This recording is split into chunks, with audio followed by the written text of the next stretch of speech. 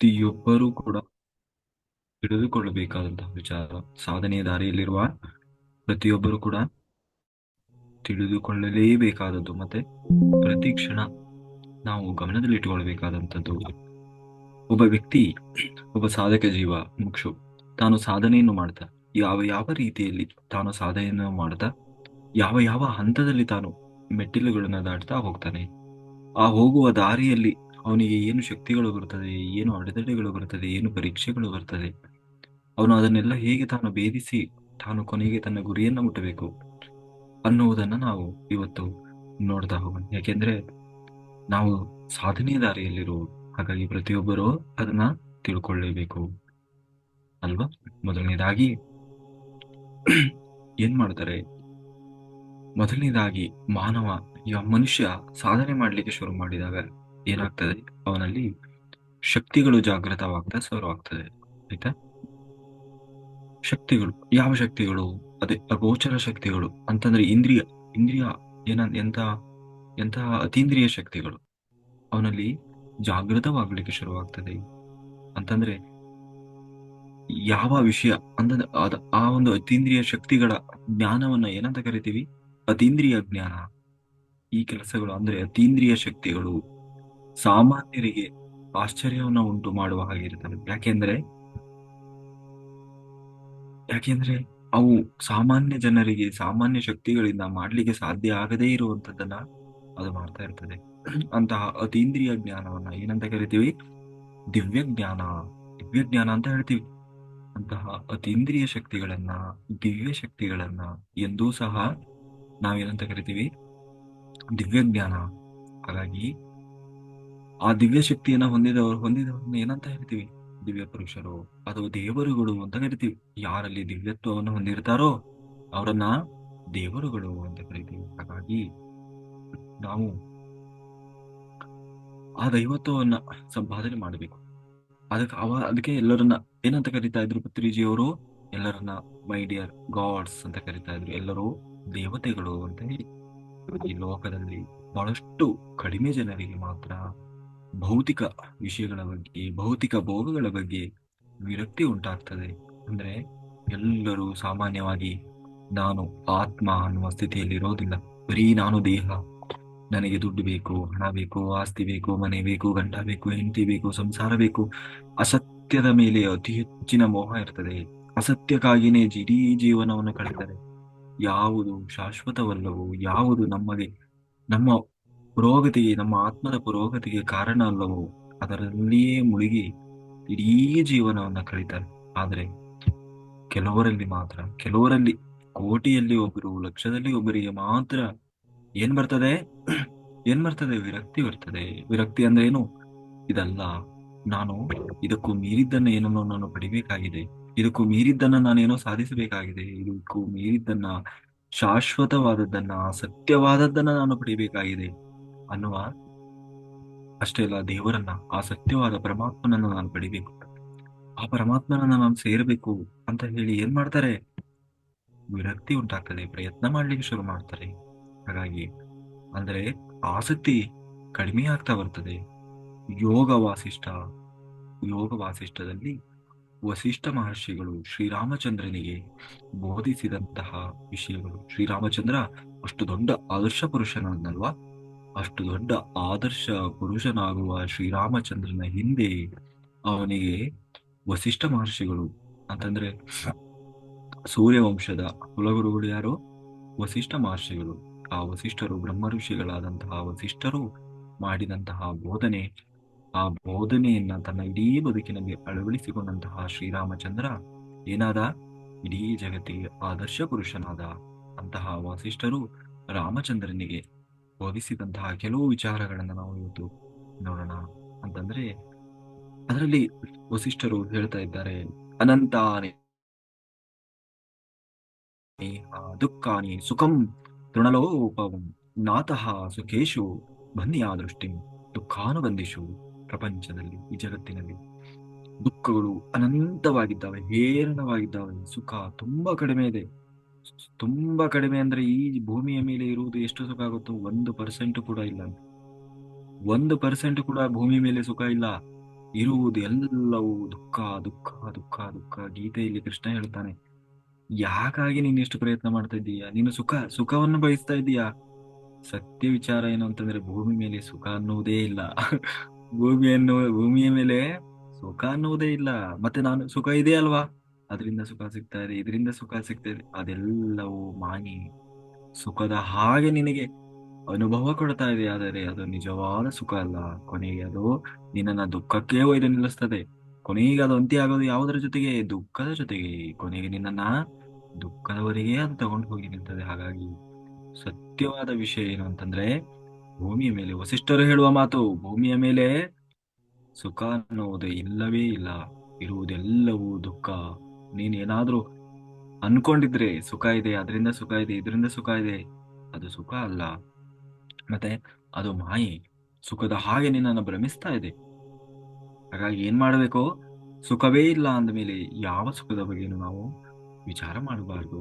ದುಃಖದಿಂದ ಕೂಡಿರುವ ಈ ಸಂಸಾರ ಸುಖಗಳಲ್ಲಿ ದೃಷ್ಟಿ ಇಡಬಾರದು. ಯಾಕೆಂದ್ರೆ ಇದರಲ್ಲಿ ಸುಖ ಅನ್ನೋದೇ ಇಲ್ಲ. ಸಂಪೂರ್ಣ ಇರುವುದು ಯಾವುದು? ದುಃಖ ದುಃಖ ದುಃಖ. ಬರೀ ದುಃಖವನ್ನೇ ತುಂಬಿಕೊಂಡಿದೆ. ಪ್ರತ್ಯಹಂ ಪ್ರತ್ಯವೇಕ್ಷತ ದೇಹಂ ನಶ್ವರಮಾತ್ಮನಃ ಸಂಸ ಸಂತ್ಯ ತೇಜಸ್ ಸಂಸತೆ ಸಂಸಜೇಶ್ವ ಶುಭಿಸ್ಥಲ್ಯಂ ಶ್ರೇಯೋತ್ ಪುರುಷೋಚಿತಂ. ನಾವು ಪ್ರತಿನಿತ್ಯ ಪ್ರತಿದಿನ ಈ ಶರೀರ ನಶ್ವರವಾದದ್ದು ಅನ್ನುವ, ಅಶಾಶ್ವತವಾದದ್ದು ಅನ್ನೋ ವಿಷಯವನ್ನ ಪ್ರತಿನಿತ್ಯ ಚಿಂತನೆ ಮಾಡ್ತಾ ಇರ್ಬೇಕಂತೆ. ಇಲ್ಲ ಅಂದ್ರೆ ಪಶುಗಳ ಹಾಗೆ ಅಪರಿಮಿತವಾದಂತಹ, ಏನು ಅದಕ್ಕೆ ಏನು ಲಗಾಮು ಇಲ್ಲದ ಹಾಗೆ ವಿಷಯ ಭೋಗಗಳಲ್ಲಿ ನಾವು ಆಸಕ್ತಿಯನ್ನ ಹೊಂದುತ್ತಾ ಇದ್ದರೆ ಏನಾಗ್ತದೆ? ಅದನ್ನು ತ್ಯಜಿಸಬೇಕು. ಅಷ್ಟೇ ಅಲ್ಲ, ಸತ್ಪುರುಷರೊಂದಿಗೆ ಸಜ್ಜನರೊಂದಿಗೆ ನಾವು ನಮ್ಮ ಸಾಂಗತ್ಯವನ್ನ ಇಟ್ಟುಕೊಂಡಿರ್ಬೇಕು. ಅಷ್ಟೇ ಅಲ್ಲ, ಆತ್ಮ ಜ್ಞಾನವನ್ನ ಸಂಪಾದನೆ ಮಾಡ್ತಾ ಇರಬೇಕು, ಸ್ವಾಧ್ಯಾಯಗಳನ್ನ ಕೇಳ್ತಾ ಇರಬೇಕು. ಸತ್ಪುರುಷರೇ ನಮ್ಮ ಸುತ್ತಮುತ್ತಲೂ ಇರಬೇಕು. ನಾನು ಶರೀರ ಅಲ್ಲ, ನಾನು ಆತ್ಮ. ನಾನು ಶರೀರ ಅಲ್ಲ, ನಾನು ಆತ್ಮ. ಆ ಆತ್ಮಕ್ಕಾಗಿ ನಾನು ಶ್ರಮಿಸಬೇಕಾಗಿದೆ, ಶರೀರಕ್ಕಾಗಿ ಅಲ್ಲ. ನಾನು ಆತ್ಮಕ್ಕಾಗಿ ಶ್ರಮಿಸಬೇಕಾಗಿದೆ, ಶರೀರಕ್ಕಾಗಿ ಅಲ್ಲ ಅನ್ನುವ ಈ ಮೂರು ಅಂಶವನ್ನ ಏನ್ ಮಾಡ್ಬೇಕಂತೆ? ಪ್ರತಿ ಕ್ಷಣ ಕ್ಷಣ ಕ್ಷಣ ನಮ್ಮ ತಲೆಯಲ್ಲಿ ಗುಂಗು ಗುಯಿಗುಡ್ತಾ ಇರ್ಬೇಕದು. ಯಾವುದೋ? ಒಂದನೇದು, ನಾನು ಆತ್ಮ, ಶರೀರ ಅಲ್ಲ. ನಾನು ಆತ್ಮಕ್ಕಾಗಿ ಶ್ರಮಿಸಬೇಕಾಗಿದೆ. ಎರಡನೇದೇನೋ? ಸಜ್ಜನರ ಸಾಂಗತ್ಯ. ಹೆಚ್ಚು ಹೆಚ್ಚು ಹೆಚ್ಚು ಹೆಚ್ಚು ಸಜ್ಜನರೊಂದಿಗೆ ನಾವು ಇರಬೇಕು. ಮೂರನೇದು, ಸ್ವಾಧ್ಯಾಯಗಳನ್ನ ಕೇಳಬೇಕು. ಸರಿಯಾದ ಆತ್ಮಜ್ಞಾನವನ್ನ ಅದು ಓದಿ ಆದರೂ ಸರಿ, ಚರ್ಚೆ ಮಾಡಿ ಆದರೂ ಸರಿ, ಇನ್ನೊಬ್ಬರ ಪಾಠ ಪ್ರವಚನವನ್ನು ಕೇಳಿ ಆದರೂ ಸರಿ, ನಿರಂತರವಾಗಿ ಹೆಚ್ಚು ಹೆಚ್ಚು ಹೆಚ್ಚು ಹೆಚ್ಚು ಏನ್ ಮಾಡಬೇಕು? ಸಂಪಾದನೆ ಮಾಡಬೇಕು. ಯದನಸ್ತಮನಾಯಾಸಂ ತತ್ಪದಂ ಸಾರ ಸಿದ್ಧಯೇ ಸಾಧನೀಯಂ ಪ್ರಜ್ಞೇತ ಪುರುಷೇಣ ವಿಜಾನತ. ನಿಜವಾಗಲೂ ಯಾರು ಬುದ್ಧಿ ಇದ್ದಾರೆ, ಯಾರು ಜ್ಞಾನಿಗಳಿದ್ದಾರೆ, ನಿಜವಾಗಲೂ ಯಾರಲ್ಲಿ ಬುದ್ಧಿ ಕೆಲಸ ಮಾಡ್ತಾ ಇದೆ, ಅವರು ಏನ್ ಮಾಡ್ತಾರೆ? ಬುದ್ಧಿವಂತ ಮನುಷ್ಯ ಪುರುಷಾರ್ಥ ಸಿದ್ಧಿಗೋಸ್ಕರ ಅನಂತವಾದಂತಹ ದುಃಖರಹಿತವಾದ ಆತ್ಮಪ್ರದವನ್ನ, ಅಂದ್ರೆ ಆ ಬ್ರಹ್ಮನನ್ನ ಪಡೆಯಲಿಕ್ಕಾಗಿ ಸಾಧನೆಯನ್ನ ಮಾಡುತ್ತಾರೆ. ನಿಜವಾಗಲು ನಿಜವಾದ ಬುದ್ಧಿವಂತರು ಅಂದ್ರೆ ಅವನು. ವಸಿಷ್ಠರು ಹೇಳ್ತಾ ಇದ್ದಾರೆ ನೋಡು, ಬಹಳ ಕಡಿಮೆ ಜನ ಮಾತ್ರ ಹೆಚ್ಚು ದುಃಖದಿಂದ ಕೂಡಿರುವ ಈ ಜೀವನದಲ್ಲಿ ಅಲ್ಪ ಅಲ್ಪ ಅಲ್ಪ ಅಂದ್ರೆ ಅಲ್ಪ ಅಲ್ಪ ಸುಖಗಳಿಂದ ಏನ್ ಮಾಡ್ತಾರೆ? ವಿರಕ್ತಿಯನ್ನ ಹೊಂದಿ ದುಃಖರಹಿತವಾದ ಶಾಶ್ವತವಾದ ಆ ಆತ್ಮವನ್ನ, ಪರಬ್ರಹ್ಮನನ್ನ, ಆತ್ಮ ಸಾಕ್ಷಾತ್ಕಾರವನ್ನ ಹೊಂದಲಿಕ್ಕೆ ಪ್ರಯತ್ನಿಸ್ತಾರೆ. ಗೀತೆಯಲ್ಲಿ ಕೃಷ್ಣ ಹೇಳ್ತಾನೆ ನೋಡು, ಎಲ್ಲೋ ಕೋಟಿಗೆ ಒಬ್ಬ ಮಾತ್ರ, ಲಕ್ಷಕ್ಕೆ ಒಬ್ಬ ಮಾತ್ರ ನನ್ನನ್ನ ನೋಡ್ಬೇಕು ಅಂತ ಹೊರಟವರೆಲ್ಲ ಹೋಗಿ ನನ್ನ ನೋಡ್ತಾರಾ? ಇಲ್ಲ. ಅದರಲ್ಲೂ ಕೂಡ ಎಷ್ಟೋ ಕೆಲವರು ಮಾತ್ರ ನನ್ನನ್ನು ಬಂದು ಹೊಂದುತ್ತಾರೆ, ನನ್ನನ್ನು ಬಂದು ಸೇರ್ತಾರೆ. ಅಷ್ಟು ಕಷ್ಟ ಇದೆಯಪ್ಪ ಸಂಸಾರ ಅನ್ನೋದು. ನೀನು ತಿಳ್ಕೊಂಡಷ್ಟು ಸುಲಭ ಇಲ್ಲ. ನೀನು ತಿಳಿದುಕೊಂಡಷ್ಟು ಸುಲಭ ಇಲ್ಲ. ಏನ್ ಮಾಡ್ತದದು? ನಿನ್ನನ್ನ ಮತ್ತೆ ಮತ್ತೆ ಮತ್ತೆ ಮತ್ತೆ ಮಾಯೆಯಲ್ಲಿ ಸಿಕ್ಕಿ ಹಾಕಿಸ್ತದೆ. ಮತ್ತೆ ಮತ್ತೆ ಮತ್ತೆ ಸಂಸಾರದಲ್ಲಿ ಸಿಕ್ಕಿ ಹಾಕಿಸ್ತದೆ. ಅದಕ್ಕೆ ಏನ್ ಮಾಡ್ಬೇಕು? ಗಟ್ಟಿಯಾದ ನಿರ್ಧಾರ ಇರ್ಬೇಕು. ಏನ್ ಬೇಕು? ನಿನ್ನೆ ಹೇಳಿನಲ್ವಾ, ಏನಾಗ್ಬೇಕು ನಾವು? ಕೋಟ್ಯಾಧೀಶ್ವರರಾಗ್ಬೇಕು. ಎಂತಹ ಕೋಟ್ಯಾಧೀಶ್ವರ! ಎಂತಹ ಕೋಟ್ಯಾಧೀಶ್ವರ! ನಮಗಿಂತ ಇನ್ನೊಬ್ಬ ಶ್ರೀಮಂತ ಇರಬಾರ್ದು. ಆದ್ರೆ ಹಾಗಾಗ್ಬೇಕು. ಅದಕ್ಕೆ ಏನ್ ಮಾಡ್ಬೇಕು? ಇಲ್ಲಿ ಭೂಮಿ ಮೇಲೆ ನಾವು ಎಷ್ಟು ಸಂಪಾದನೆ ಮಾಡಿದ್ರು, ಅವನಿಗಿಂತ ಶ್ರೀಮಂತ ಇನ್ನೊಬ್ಬ ಇದ್ದಾನೆ, ಅವನಿಗಿಂತ ಶ್ರೀಮಂತ ಇನ್ನೊಬ್ಬ ಇದ್ದಾನೆ, ಅವನಿಗಿಂತ ಶ್ರೀಮಂತ ಇನ್ನೊಬ್ಬ ಇದ್ದಾನೆ. ಭಾರತಕ್ಕೆ ಒಬ್ಬ ಶ್ರೀಮಂತ ಇದ್ದಾನೆ, ಏಷ್ಯಾಗೆ ಒಬ್ಬ ಶ್ರೀಮಂತ ಇದ್ದಾನೆ, ಇಡೀ ಜಗತ್ತಿಗೆ ಒಬ್ಬ ಶ್ರೀಮಂತ ಇದ್ದಾನೆ. ಅವನು ವರ್ಷದಿಂದ ವರ್ಷಕ್ಕೆ ಚೇಂಜ್ ಆಗ್ತಾ ಇರ್ತಾನೆ. ಹಾಗಿದ್ದಾಗ ಏನ್ ಮಾಡ್ಬೇಕು ನಾವು? ಇಡೀ ಜಗತ್ತಿಗೆ, ಇಡೀ ಬ್ರಹ್ಮಾಂಡಕ್ಕೆ, ಅಖಿಲಾಂಡ ಕೋಟಿ ಬ್ರಹ್ಮಾಂಡಕ್ಕೆ ಶ್ರೀಮಂತನಾದಂತಹ ಶ್ರೀಮಂತ ವ್ಯಕ್ತಿಯನ್ನು ಏನ್ ಮಾಡ್ಬೇಕು? ಒಲಿಸಿಕೊಳ್ಳಬೇಕು. ಅವನಿಗಾಗಿ ಪ್ರಯತ್ನ ಮಾಡಬೇಕು. ಅವನ ಮಗ ಆಗಬೇಕು ನಾವು. ಸಿಂಹದ ಮರಿ ಆಗಬೇಕು ನಾವು. ಸಿಂಹದ ಮರಿ ಆಗಬೇಕು. ಅದಕ್ಕಾಗಿ ಪ್ರಯತ್ನ ಮಾಡಬೇಕು. ಈ ಯಾವುದು ಅಲ್ಪ ಸ್ವಲ್ಪ ಹಣಕ್ಕಾಗಿ, ಅಲ್ಪ ಸ್ವಲ್ಪ ಶ್ರೀಮಂತಿಗಾಗಿ, ಅಲ್ಪ ಸ್ವಲ್ಪ ತಾತ್ಕಾಲಿಕ ಸುಖಗಳಿಗಾಗಿ ಅದಕ್ಕಾಗಿ ಪ್ರಯತ್ನ ಮಾಡಬೇಕಾಗಿಲ್ಲ. ಆದಿಶಂಕರಾಚಾರ್ಯರು ಹೇಳ್ತಾ ಇದ್ದಾರೆ, ಭಜಗೋವಿಂದಂ ಭಜಗೋವಿಂದಂ ಹೇಳ್ತಾ ಇದ್ದಾರೆ, ಮಾ ಕುರು ಧನ ಯೌವನ ಗರ್ವಂ ಹರತಿ ನಿಮಿಷೇತ್ ಕಾಲಃ ಸರ್ವಂ ಮಾಯಾ ಮಯಮಿದ ಅಖಿಲಂ ಭೂತ್ವಾ ಬ್ರಹ್ಮಾಪದಂ ತ್ವಂ ಪ್ರವಿಶ ವಿಧತ್ವಾ. ನಿನಗೆ ನಿನಗೆ ಇಷ್ಟೊಂದು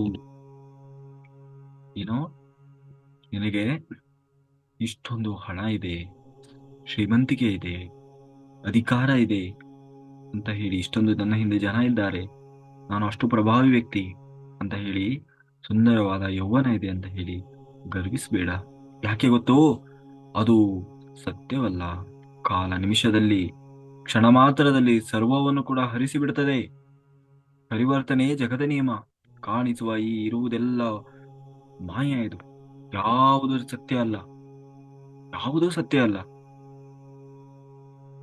ಅರ್ಥಮನರ್ಥಂ ಭಾವಯಾ ನಿತ್ಯಂ ನಾಸ್ತಿ ತತಃ ಸುಕಲೇಶಃ ಸತ್ಯಂ ಪುತ್ರಾದಪಿ ಧನಭಾಜಂ ಭೀತಿ ಸರ್ವ ಸರ್ವತ್ರಶಾ ನಿಹಿತ ರೀತಿ. ದುಃಖ, ಹಣ ಅನ್ನೋದು ಎಷ್ಟು ಭಯಂಕರ ಇದೆ ಗೊತ್ತೋ? ಧನ ಯಾವಾಗಲೂ ದುಃಖವೇ, ದುಃಖದಿಂದ ಕೂಡಿರ್ತದೆ. ಹಣ ಯಾರಿಗೂ ಸಂತೋಷವನ್ನು ಕೊಟ್ಟಿಲ್ಲ. ಸಂತೋಷ ಕೊಡುವ ಹಾಗೆ ಅದು ಮಾಯೆಯನ್ನು ಆವರಿಸಿದೆ. ಏನ್ ಮಾಡ್ತಾ ಇದೆ? ಹೆಚ್ಚು ಹಣ ಇದ್ದವನಿಗೆ ತನ್ನ ಸ್ವಂತ ಮಗನಿಂದಲೂ ಕೂಡ ಭಯ ಉಂಟಾಗ್ತದೆ. ಹೆಚ್ಚು ಆಸ್ತಿ ಇದ್ದವರಿಗೆ ಭಯ ಇರ್ತದೆ. ಯಾರು ಯಾವಾಗ ಬಂದು ಏನು ಆಸ್ತಿಗೋಸ್ಕರ ಏನ್ ಜೀವಕ್ಕೆ ಏನ್ ಕುತ್ತು ಮಾಡ್ತಾರೋ ಅನ್ನೋ ಭಯದಲ್ಲಿ ಬದುಕ್ತಾ ಇರ್ತಾರೆ.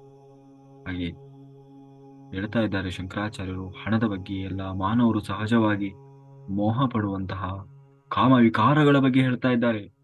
ನಾರಿ ಸ್ತನಭಾರ ನಾಭೀದೇಶಂ ದೃಷ್ಟ್ವಾಮಾಗ ಮೋಹಾವೇಶಂ ಏನಸ್ಮಾಂತ ವಸಾದಿ ವಿಕಾರಂ ಮನಸ್ಸಿ ವಿಷಂತೆಯ ವಾರಂ ವಾರಂ.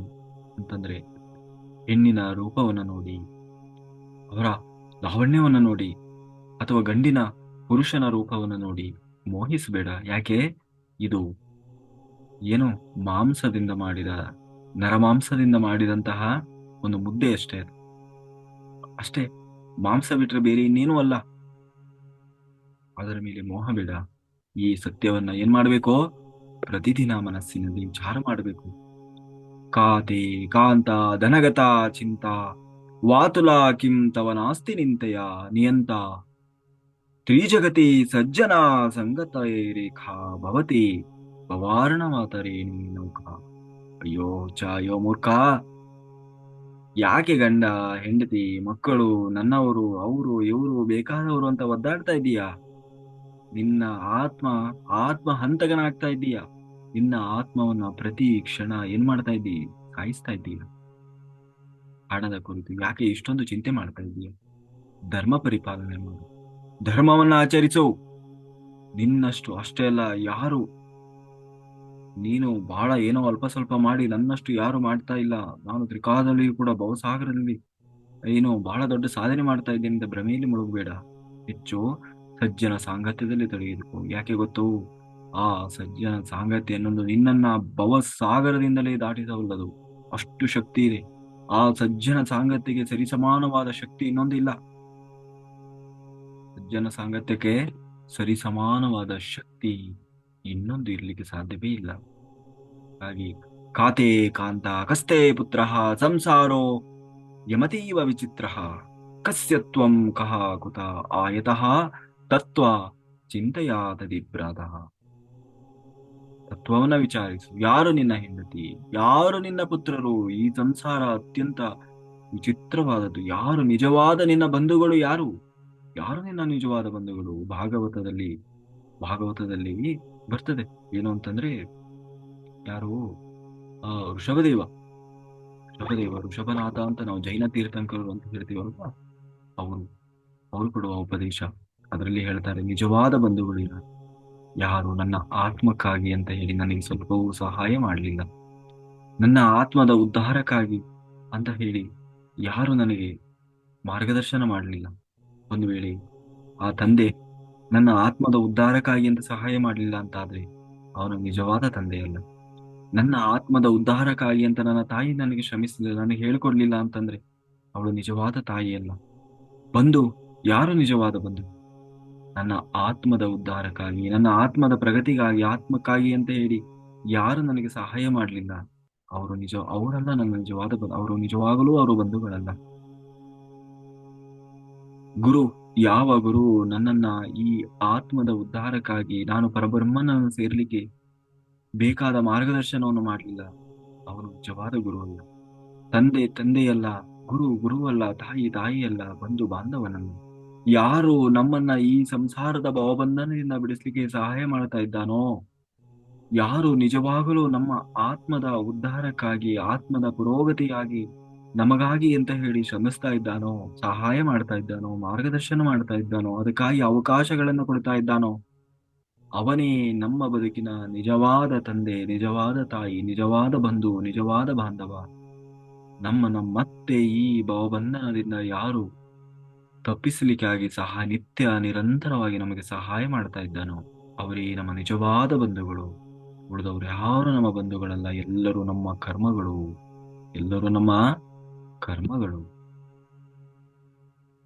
ಹಾಗಾಗಿ ಯಾರು ನೋಡಿ, ಜನ್ಮ ಕೊಟ್ಟ ತಂದೆಯೂ ಕೂಡ ತಂದೆ ಆಗಲಾರ, ನಿಜವಾದ ತಂದೆ ಆಗೋಲ್ಲಂತೆ. ಯಾಕೆ? ನಮ್ಮನ್ನ ನಿಜವಾಗಲೂ ಜನ್ಮ ಕೊಟ್ಟಿದ್ದು ಸಾರ್ಥಕ ಆಗೋದು ಯಾವಾಗ? ಆ ಜನ್ಮ ನಿಜವಾಗಲೂ ಸಾರ್ಥಕವಾಗುವುದು ಇಡೀ ಜನ್ಮ ಸಾಧನೆಯಲ್ಲಿ ತೊಡಗಿಕೊಂಡಾಗ. ಆ ಸಾಧನೆಗೆ ಬೇಕಾದ ಅವಕಾಶವನ್ನ ತನಗೆ, ಅಂದ್ರೆ ಅದು ಆಗ್ಬೇಕು ಅಂದ್ರೆ ಏನ್ ಮಾಡ್ಬೇಕು? ಫಸ್ಟ್ ತಂದೆ ಅನಿಸಿಕೊಂಡವರು ಮೊದಲು ಏನ್ ಮಾಡ್ಬೇಕು? ಧರ್ಮ ಮಾರ್ಗದಲ್ಲಿರ್ಬೇಕು, ಆತ್ಮದ ಆರಾಧನೆಯಲ್ಲಿರ್ಬೇಕು. ಆಗ ಮಾತ್ರ ಅವನ ಮಕ್ಕಳಿಗೆ ಹೇಳ್ಕೊಳ್ಲಿಕ್ಕೆ ಸಾಧ್ಯ. ಗುರುವೂ ಲೌಕಿಕವಾಗಿದ್ದನ್ನೇ ಹೇಳ್ಕೊಟ್ರೆ, ಇವತ್ತು ಗುರುಗಳು ಲೌಕಿಕವಾಗಿರುವುದನ್ನ ಹೇಳ್ಕೊಡೋರು ಎಷ್ಟು ಜನ ಗುರುಗಳಿಲ್ಲ ಅಲ್ವಾ? ಹಣ ಸಂಪಾದನೆ ಮಾಡೋದು ಹೇಗೆ ಅಂತಾರೆ ಹೇಳಿನೇ ಇವತ್ತು ಗುರುಗಳಿದ್ದಾರೆ. ಹಣ ಸಂಪಾದನೆ ಗೊತ್ತಾ? ನೀವು ಯೂಟ್ಯೂಬ್ ಅಲ್ಲಿ ನೋಡ್ಬೇಕು ಅವ್ರನ್ನ, ಎಷ್ಟು ಅವ್ರಿಗೆ ಸಾವಿರಾರು ವ್ಯೂಸ್ ಆಗಿದೆ, ಲಕ್ಷಾಂತರ ವ್ಯೂಸ್ ಆಗ್ತದೆ, ಲಕ್ಷಾಂತರ ಸಬ್ಸ್ಕ್ರೈಬರ್ಸ್ ಇದ್ದಾರೆ.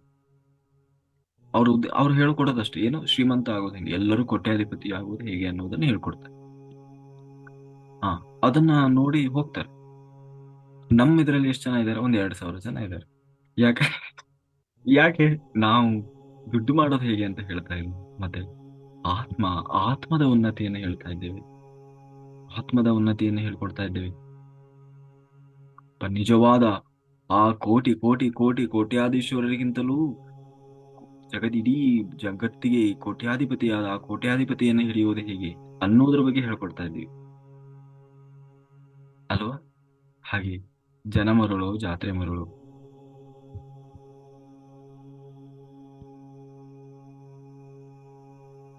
ಹಾಗಾಗಿ ಶಂಕರಾಚಾರ್ಯರು ಹೇಳ್ತಾ ಇದ್ದಾರೆ, ಏನು ಪದೇ ಪದೇ ಅಧ್ಯಯನ ಮಾಡೋದ್ರಿಂದ ಅವರು ಬೋಧಿಸುವುದೆಲ್ಲವನ್ನ ಸತ್ಯವನ್ನು ತಿಳಿದುಕೊಳ್ತಾರೆ. ವಾಸ್ತವವಾಗಿ ನಾನು ಯಾರು, ಎಲ್ಲಿಂದ ಬಂದಿದ್ದಾನೋ, ನಾನು ಮಾಡಲು ಬಂದಿದ್ದಾನೋ ತಿಳಿದುಕೊಳ್ಬೇಕು. ಜಿಜ್ಞಾಸೆ ಉಂಟಾಗ್ತದೆ. ಅಲ್ಲಿಯವರೆಗೆ ಅವುಗಳಿಗೋಸ್ಕರ ಓಡಾಡ್ತಾ ಇರ್ತಾನೆ, ಅವುಗಳಿಗೆಲ್ಲ ಏನ್ ಮಾಡ್ತಾನೆ? ಸುಮ್ಮನೆ ಆಲೋಚನೆ ಮಾಡ್ತಾ ಇರ್ತಾನೆ. ಅವುಗಳನ್ನ ತಿಳಿದುಕೊಳ್ಳುವುದಕ್ಕೋಸ್ಕರ ಏನ್ ಮಾಡ್ತಾನೆ? ಧ್ಯಾನ ಮಾರ್ಗಕ್ಕೆ ಬರ್ತಾರೆ. ಧ್ಯಾನ ಸಾಧನೆಯನ್ನು ಮಾಡ್ತಾ ಇನ್ನು ಎಷ್ಟೋ ಜನ ಯೋಗಿಗಳ ಬಗ್ಗೆ ತಿಳ್ಕೊಳ್ತಾರೆ, ಯೋಗಿಗಳು ಮಾಡಿರುವ ಬೋಧನೆಗಳ ಬಗ್ಗೆ ತಿಳ್ಕೊಳ್ತಾರೆ, ಪುಸ್ತಕಗಳನ್ನ ಓದ್ತಾರೆ, ಆಧ್ಯಾತ್ಮಿಕ ಪುಸ್ತಕಗಳನ್ನ ಯೋಗಿಗಳು ಬರೆದಂತಹ, ಸದ್ಗುರುಗಳು ಬರೆದಂತಹ, ಜ್ಞಾನಿಗಳು ತಿಳಿಸಿದಂತಹ ಪುಸ್ತಕಗಳನ್ನ ಓದ್ಲಿಕ್ಕೆ ಶುರು ಮಾಡ್ತಾರೆ. ಆತ್ಮಕ್ಕೆ ಸಂಬಂಧಿಸಿದ ಅಂದ್ರೆ ಆತ್ಮಜ್ಞಾನವನ್ನ ತಿಳಿಸುವ ಪುಸ್ತಕಗಳನ್ನ ಓದ್ತಾ ಆತ್ಮವನ್ನ ಬೋಧಿಸುವರ ಉಪನ್ಯಾಸಗಳನ್ನ ಕೇಳ್ತಾರೆ. ಆತ್ಮ ಸಾಕ್ಷಾತ್ಕಾರವನ್ನು ಹೊಂದುವುದಕ್ಕಾಗಿ ಏನ್ ಮಾಡ್ತಾರೆ? ಧ್ಯಾನ ಸಾಧನೆಯನ್ನು ಮಾಡ್ತಾನೇ ಇರ್ತಾರೆ ನಿರಂತರವಾಗಿ. ಅಂತಹವರ ಬಳಿ ಸ್ವಲ್ಪ ಜನಕ್ಕೆ ಆತ್ಮ ಪದವನ್ನ ಸೇರಿಕೊಳ್ಬೇಕು ಅನ್ನುವ ವಿಪರೀತವಾದ ತಪನೆ ಬರ್ತದೆ. ಉಳಿದವರು 20 ನಿಮಿಷ ಮಾಡ್ತಾರೆ, ಅರ್ಧ ಗಂಟೆ ಮಾಡ್ತಾರೆ, 1 ಗಂಟೆ ಮಾಡ್ತಾರೆ. ಸಾಕು ಸ್ವಾಮಿ, ನಮಗೆ ಏನ್ ಬೇಕು? ಏನೋ ಸ್ವಲ್ಪ ಕಷ್ಟ ಪರಿಹಾರ ಆಗ್ಬೇಕಾಗಿತ್ತು, ಏನೋ ಸ್ವಲ್ಪ ಅನಾರೋಗ್ಯ ಸಮಸ್ಯೆ ಇತ್ತು, ಏನೋ ನಾವು ಸ್ಟ್ರಕ್ ಆಗ್ಬಿಟ್ಟಿದ್ವಿ, ಅದರಿಂದ ಹೊರಗೆ ಬರ್ಲಿಕ್ಕಾಗಿ ನಾವು ಸ್ವಲ್ಪ ಧ್ಯಾನ ಮಾಡ್ತೀವಿ. ಆದ್ರೆ ಅದರಲ್ಲಿಯೂ ಕೆಲವರು ಏನ್ ಮಾಡ್ತಾರೆ? ವಿಪರೀತವಾದ ತಪನೆ ಉಂಟಾಗ್ತದೆ. ಯಾವ ತಪನೆ? ನನಗೆ ಬ್ರಹ್ಮ ಬೇಕೇ ಬೇಕು, ಆ ಪರಬ್ರಹ್ಮನ ನಾನು ಹೊಂದಲೇಬೇಕು, ನಾನು ಈ ಜನ್ಮವನ್ನ ಕೊನೇ ಜನ್ಮವನ್ನಾಗಿ ಮಾಡಿಕೊಳ್ಳಲೇಬೇಕು, ಅದಕ್ಕಾಗಿ ನಾನು ಶ್ರಮಿಸಬೇಕು ಅಂತ ಹೇಳಿ ಏನ್ ಮಾಡ್ತಾನೆ? ವಿಪರೀತವಾದ ತಪನೆ ಉಂಟಾಗ್ತದೆ. ಆತ್ಮದ ಬಗ್ಗೆ ತಿಳಿದುಕೊಳ್ಳಬೇಕೆಂಬ ಅತಿಯಾದ ಜಿಜ್ಞಾಸೆ ಉಂಟಾಗ್ತದೆ. ಅಂತವ್ರು ಏನ್ ಮಾಡ್ತಾರೆ? ತೀವ್ರವಾದ ತೀವ್ರವಾದ ತೀವ್ರವಾದ ಧ್ಯಾನ ಸಾಧನೆಯಲ್ಲಿ ತೊಡಗಿಕೊಳ್ಳುತ್ತಾರೆ.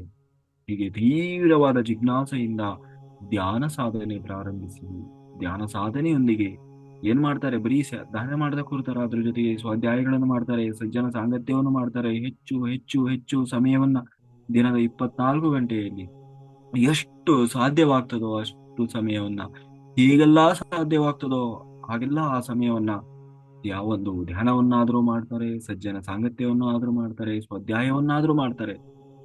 ಹೀಗೆ ಯಾರು ಮಾಡ್ತಾರೆ? ನಿರಂತರ ಪ್ರಯತ್ನ ಮಾಡ್ತಾ ಇದ್ದಾರೆ. ಹಾಗೆ ನಿರಂತರ ಪ್ರಯತ್ನ ಮಾಡ್ತಾ ಯಾವ ಸ್ಥಿತಿಯನ್ನು ತಲುಪ್ತಾರೆ? ಮುಮುಕ್ಷತ್ವ ಸ್ಥಿತಿಯನ್ನು ತಲುಪ್ತಾರೆ. ಇವರಿಗೆ ಮುಮುಕ್ಷುಗಳು ಅಂತ ಕರೀತಾರೆ. ಪ್ರಾಪಂಚಿಕ ವಿಷಯಗಳ ಬಗ್ಗೆ ಆಸಕ್ತಿ ಸಂಪೂರ್ಣವಾಗಿ ಕಡಿಮೆ ಆಗ್ತಾ ಬರ್ತದೆ. ಹಣದ ಬಗ್ಗೆ ಲೋಭ ಕಡಿಮೆ ಆಗ್ತಾ ಬರ್ತದೆ. ಭೂಮಿಗಳು, ಬಂಗಲೆಗಳು ಸಂಪಾದಿಸಬೇಕು, ಬಂಗಾರ, ಒಡವೆ, ಮಕ್ಕಳು, ಹೆಂಡತಿ, ಗಂಡ, ಬಂಧುಗಳು, ಸ್ನೇಹಿತರು ಅನ್ನುವ ಮಮಕಾರ ಅನ್ನೋದು ಪೂರ್ತಿಯಾಗಿ ಕಡಿಮೆ ಆಗ್ತಾ ಬರ್ತದೆ. ಅವರಲ್ಲಿ ಯಾವುದೇ ಆಸೆಗಳು, ಕೋರಿಕೆಗಳು ಇರುವುದಿಲ್ಲ. ಏನಾದ್ರೂ ಇದ್ರೆ ಏನು? ನನಗೆ ಬ್ರಹ್ಮ ಬೇಕು, ಭಗವಂತ ಬೇಕು, ಇದರನ್ನಾಗಲಿ ನೋಡಿ ಅಸೂಯೆ ಪಡುವುದಿಲ್ಲ, ಆಸೆ ಪಡುವುದಿಲ್ಲ. ತನಗೆ ಬೇಕಾದದನ್ನ ಶಾಶ್ವತವಾಗಿ ದುಃಖದಿಂದ ಹೊರಬಿಡಬೇಕು. ಅದಕ್ಕೆ ತಾನು ಹೊಂದಬೇಕಾದದ್ದು ಯಾವುದೋ? ಬ್ರಹ್ಮನನ್ನ ಹೊಂದಬೇಕು, ಆ ಭಗವಂತನನ್ನ ಹೊಂದಬೇಕು.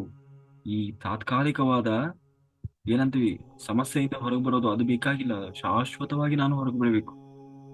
ಅಷ್ಟೇ ಅಲ್ಲ, ಅವರು ನೆಮ್ಮದಿಯಾಗಿ ನಾನು ಇಂತಹ ಕುಲ, ಇಂತಹ ಮತ, ಇಂತಹ ಪ್ರಾಂತ್ಯ, ನನ್ನದು ಇಂತಹ ಜಾತಿ, ಇಂತಹ ದೇಶ ಅನ್ನುವ ಯಾವ ಭಾವನೆ ಸಹ ಅವರಲ್ಲಿ ಇರುವುದಿಲ್ಲ. ಪೂರ್ತಿಯಾಗಿ ಕಳೆದುಕೊಳ್ತಾನೆ. ನಾನು ಹೇಳ್ತಾ ಇರೋದು ನಿಮ್ಮ ಕಥೆಯನ್ನ, ಯಾರದ್ದೋ ಕಥೆಯಲ್ಲ. ನೀವು ನಿಮ್ಮ ಸಾಧನೆ ಮುಂದೆ ಹೇಗಿರಬೇಕು ಅನ್ನೋದ್ರ ಬಗ್ಗೆ ಹೇಳ್ತಾ ಇದ್ದೀನಿ. ಯಾರೋ ಮಾಡಿದ್ನಂತೆ ಅನ್ನೋ ಕಥೆ ಅಲ್ಲ. ಪ್ರತಿಯೊಬ್ಬರ ದೃಷ್ಟಿ ಹೇಗಿರಬೇಕು, ಮುಂದಿನ ಸಾಧನೆ ಹೇಗಿರಬೇಕು ಅಂತ. ಆ ಪರಬ್ರಹ್ಮನನ್ನ ಹೊಂದುವವನು ಹೇಗೆ ತಾನು ಹೋಗಿ ಸೇರ್ತಾನೆ ಅನ್ನುವ ಕಥೆ ಇದು. ಅವನು ಹಂತ ಹಂತವಾಗಿ ಏನ್ ಮಾಡ್ತಾನೆ? ಶ್ರೇಷ್ಠನಾಗ್ತಾನೆ. ಘನ ಕಾರ್ಯ ಮಾಡಿದ್ದೇನೆ, ನನಗಿಂತ ಕಡಿಮೆಯವರು, ಅವರೆಲ್ಲರಿಗಿಂತ ನಾನೇ ಅಧಿಕನು ಅನ್ನುವ ಅಹಂಕಾರ ಭಾವನೆಗಳೆಲ್ಲ ಪೂರ್ತಿಯಾಗಿ ಹೋಗ್ತದೆ. ಅಂತಹ ಸ್ಥಿತಿಯಲ್ಲಿ ಅವರಿಂದ ಯಾರಿಗೂ ಅಹಂಕಾರ ಉಂಟಾಗೋದಿಲ್ಲ. ಯಾವಾಗಲೂ ಯಾರಿಗೂ ಅಪಕಾರವನ್ನು ಮಾಡೋದಿಲ್ಲ. ಅವರನ್ನು ನೋಡಿ ಯಾರೂ ಭಯಪಡುವುದಿಲ್ಲ. ಕೊನೆಗೆ ಪ್ರಾಣಿಗಳು ಸಹ ಅವರನ್ನು ನೋಡಿ ಭಯಪಡುವುದಿಲ್ಲ. ಕಾರಣ ಅವರು ಯಾರಿಗೂ ಅಪಕಾರ ಮಾಡುವುದಿಲ್ಲ. ಅದೇ ರೀತಿ ತಾವೂ ಸಹ ಯಾರಿಗೂ ಭಯ ಪಡುವುದಿಲ್ಲ, ಯಾವುದಕ್ಕೂ ಭಯ ಪಡುವುದಿಲ್ಲ, ಏನೇ ಆದರೂ ನೋವು ಪಡುವುದಿಲ್ಲ, ಯಾವುದನ್ನೋ ಇಡಿಸಿಕೊಳ್ಳುವುದಿಲ್ಲ. ಅಷ್ಟೇ ಅಲ್ಲ, ಅದರ ಬಗ್ಗೆ ಆಲೋಚಿಸುವುದಿಲ್ಲ. ಹಿಂದಿನದರ ಬಗ್ಗೆ ಆಲೋಚಿಸುವುದಿಲ್ಲ. ಜೀವನದ ಹಿಂದೆ ನಡೆದ ಘಟನೆಗಳ ಬಗ್ಗೆ ವಿಷಯಗಳನ್ನ ಪೂರ್ತಿಯಾಗಿ ಮರೆತು ಹೋಗ್ತಾರೆ. ಜ್ಞಾಪಕ ಬಂದರೂ ಅದನ್ನು ಹಿಡಿಸಿಕೊಳ್ಳುವುದಿಲ್ಲ. ಏನು ಆಗಬೇಕೋ ಅದು ಆಗ್ತದೆ, ಏನಾಗಬೇಕಿತ್ತೋ ಅದು ಆಗಿದೆ, ಇನ್ನು ಮುಂದೆ ಏನಾಗಬೇಕು ಅದ್ರ ಬಗ್ಗೆ ನಾನು ಏನ್ ಮಾಡಬೇಕು, ಕೃಷಿ ಮಾಡಬೇಕು ಅಂತ ಹೇಳಿ ನಿರಂತರ ಏನ್ ಮಾಡ್ತಾರೆ? ಎಲ್ಲವನ್ನ ಸ್ವೀಕಾರ ಮಾಡಿ ಮುಂದೆ ಹೋಗ್ತಾ ಇರ್ತಾರೆ. ಸದಾ ತಾವು ಮಾಡುವ ಧ್ಯಾನ ಸಾಧನೆಯ ಮೇಲೆ ಮಾತ್ರ ದೃಷ್ಟಿ ಹೊಂದಿರ್ತಾರೆ. ಪುಸ್ತಕಗಳನ್ನ ಓದುತ್ತಾ ಇರ್ತಾರೆ, ಜ್ಞಾನ ಸಂದೇಶಗಳನ್ನ ಕೇಳ್ತಾ ಇರ್ತಾರೆ, ಜ್ಞಾನವನ್ನು ಅಭಿವೃದ್ಧಿಪಡಿಸಿಕೊಳ್ತಾ ಇರ್ತಾರೆ, ನಿರಂತರವಾಗಿ ಪ್ರಯತ್ನ ಮಾಡ್ತಾ ಇದ್ದಾರೆ. ಎಲ್ಲಿ ಎಲ್ಲ ಅವಕಾಶಗಳು ಸಿಗ್ತದೆ ಎಲ್ಲ ಅವಕಾಶಗಳನ್ನ ಬಳಸಿಕೊಳ್ತಾರೆ. ಅಂತವರು ಏನು ಮಾಡಿದರು ಇತರರಿಗೆ, ಇತರ ಜೀವಿಗಳಿಗೆ ಉಪಕಾರದ ಕೆಲಸಗಳನ್ನೇ ಮಾಡ್ತಾ ಇರ್ತಾರೆ ಹೊರತು ಯಾರಿಗೂ ಅಪರಾಧಗಳನ್ನು ಮಾಡುವುದಿಲ್ಲ. ಆ- ಅಂತಹ ಸ್ಥಿತಿಯಲ್ಲಿರುವಾಗ ಅವರನ್ನ ಏನಂತ ಕರಿತೀವಿ? ಮುಮುಕ್ಷುಗಳು ಅಂತ ಕರಿತೀವಿ. ಅವರನ್ನ ಮುಮುಕ್ಷುಗಳು.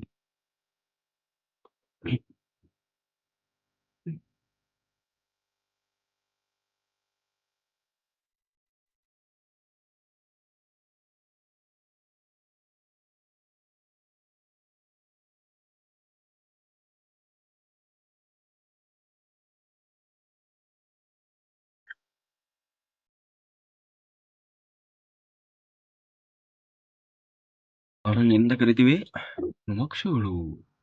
ಅಂತಹ ಸ್ಥಿತಿಯಲ್ಲಿರುವಾಗ ಅವರು ಧ್ಯಾನ ಸಾಧನೆ ತೀವ್ರ ಸ್ಥಿತಿಯಲ್ಲಿದ್ದು ಸಾಧನೆಯ ಪರಾಕಾಷ್ಠೆಗೆ ಸೇರಿಕೊಂಡಾಗ ಅವರಿಗೆ ತಿಳಿಯದ ಹಾಗೆ ಕೆಲವು ಬದಲಾವಣೆಗಳು ಶುರುವಾಗ್ತದೆ, ಕೆಲವು ಆಶ್ಚರ್ಯಗಳು ಶುರುವಾಗ್ತದೆ. ಯಾವಾಗಲೂ ತಿಳಿಯದೇ ಇರುವ ವಿಷಯಗಳು ಅವರಿಗೆ ತಿಳಿಲಿಕ್ಕೆ ಶುರುವಾಗ್ತದೆ.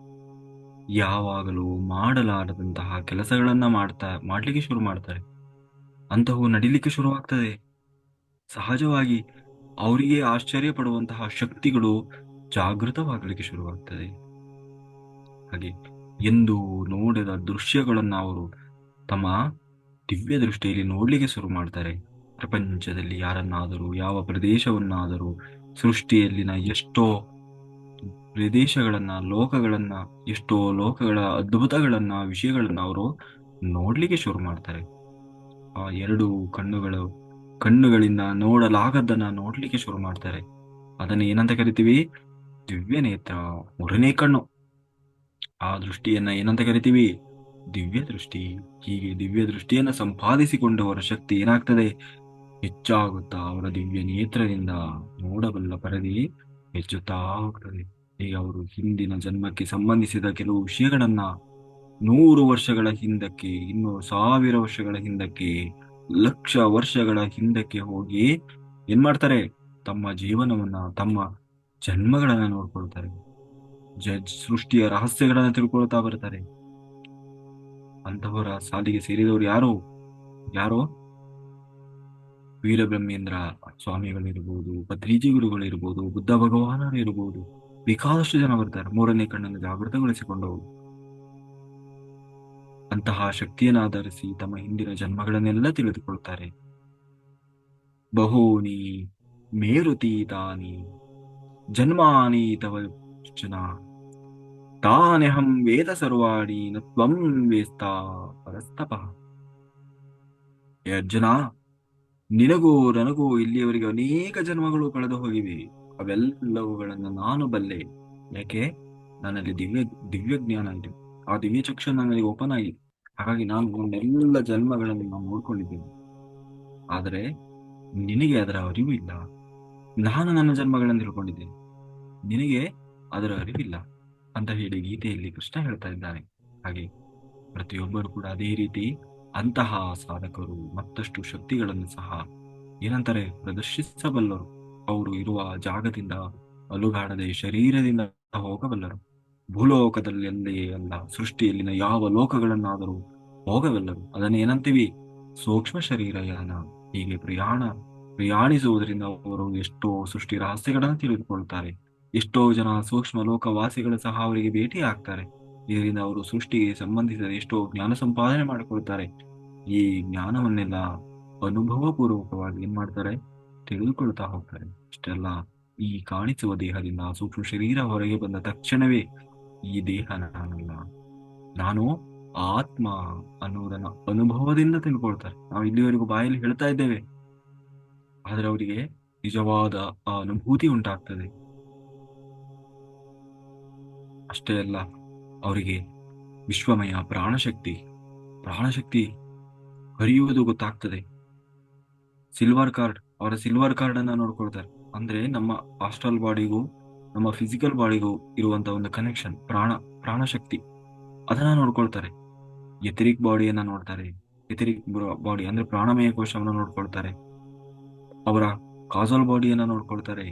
ಅವರ ಏನೋ ಆಕಾಶಿಕ ರೆಕಾರ್ಡಿಂಗ್ ಅನ್ನ ನೋಡ್ಕೊಳ್ತಾರೆ. ಟೆಲಿಪತಿಯನ್ನ ನೋಡ್ತಾರೆ. ಟೆಲಿಪತಿ ಗೊತ್ತಾಗ್ತದೆ. ಯಾರ ಅವ್ರಿಗೆ ಸುಮ್ಮನೆ ಕುತ್ಕೊಂಡು ಏನಾರ ಅಂದ್ಕೊಂಡ್ರೆ ಸಾಕು, ಅದು ವರ್ಕ್ ಆಗ್ತದೆ. ಅಷ್ಟೇ ಅಲ್ಲ, ದಿವ್ಯ ದರ್ಶನ, ಕ್ಲಿಯರ್ ವಾಯ್ಸ್ ಬರ್ತದೆ. ದೂರದಲ್ಲಿ ಯಾರೋ ಏನೋ ಮಾತಾಡಿದ್ದು ಕೂಡ ಅವರಿಗೆ ಗೊತ್ತಾಗ್ತದೆ. ಸ್ಪರ್ಶಗ್ರಹಣ, ಹೀಗೆ ದಿವ್ಯ ಶ್ರವಣದಂತಹ ಎಲ್ಲೋ ಯಾರೋ ಏನ್ ಮಾಡ್ತಾ ಇದ್ದಾರೆ ಅವರಿಗೆ ಗೊತ್ತಿರುವುದು ಪ್ರತಿಯೊಂದು ಅವರಿಗೆ ಗೊತ್ತಾಗ್ತಾ ಹೋಗ್ತದೆ. ಸಿದ್ಧಿಗಳು, ಅಷ್ಟ ಸಿದ್ಧಿಗಳು ಅವರಲ್ಲಿ ಜಾಗೃತವಾಗಲಿಕ್ಕೆ ಶುರುವಾಗ್ತವೆ.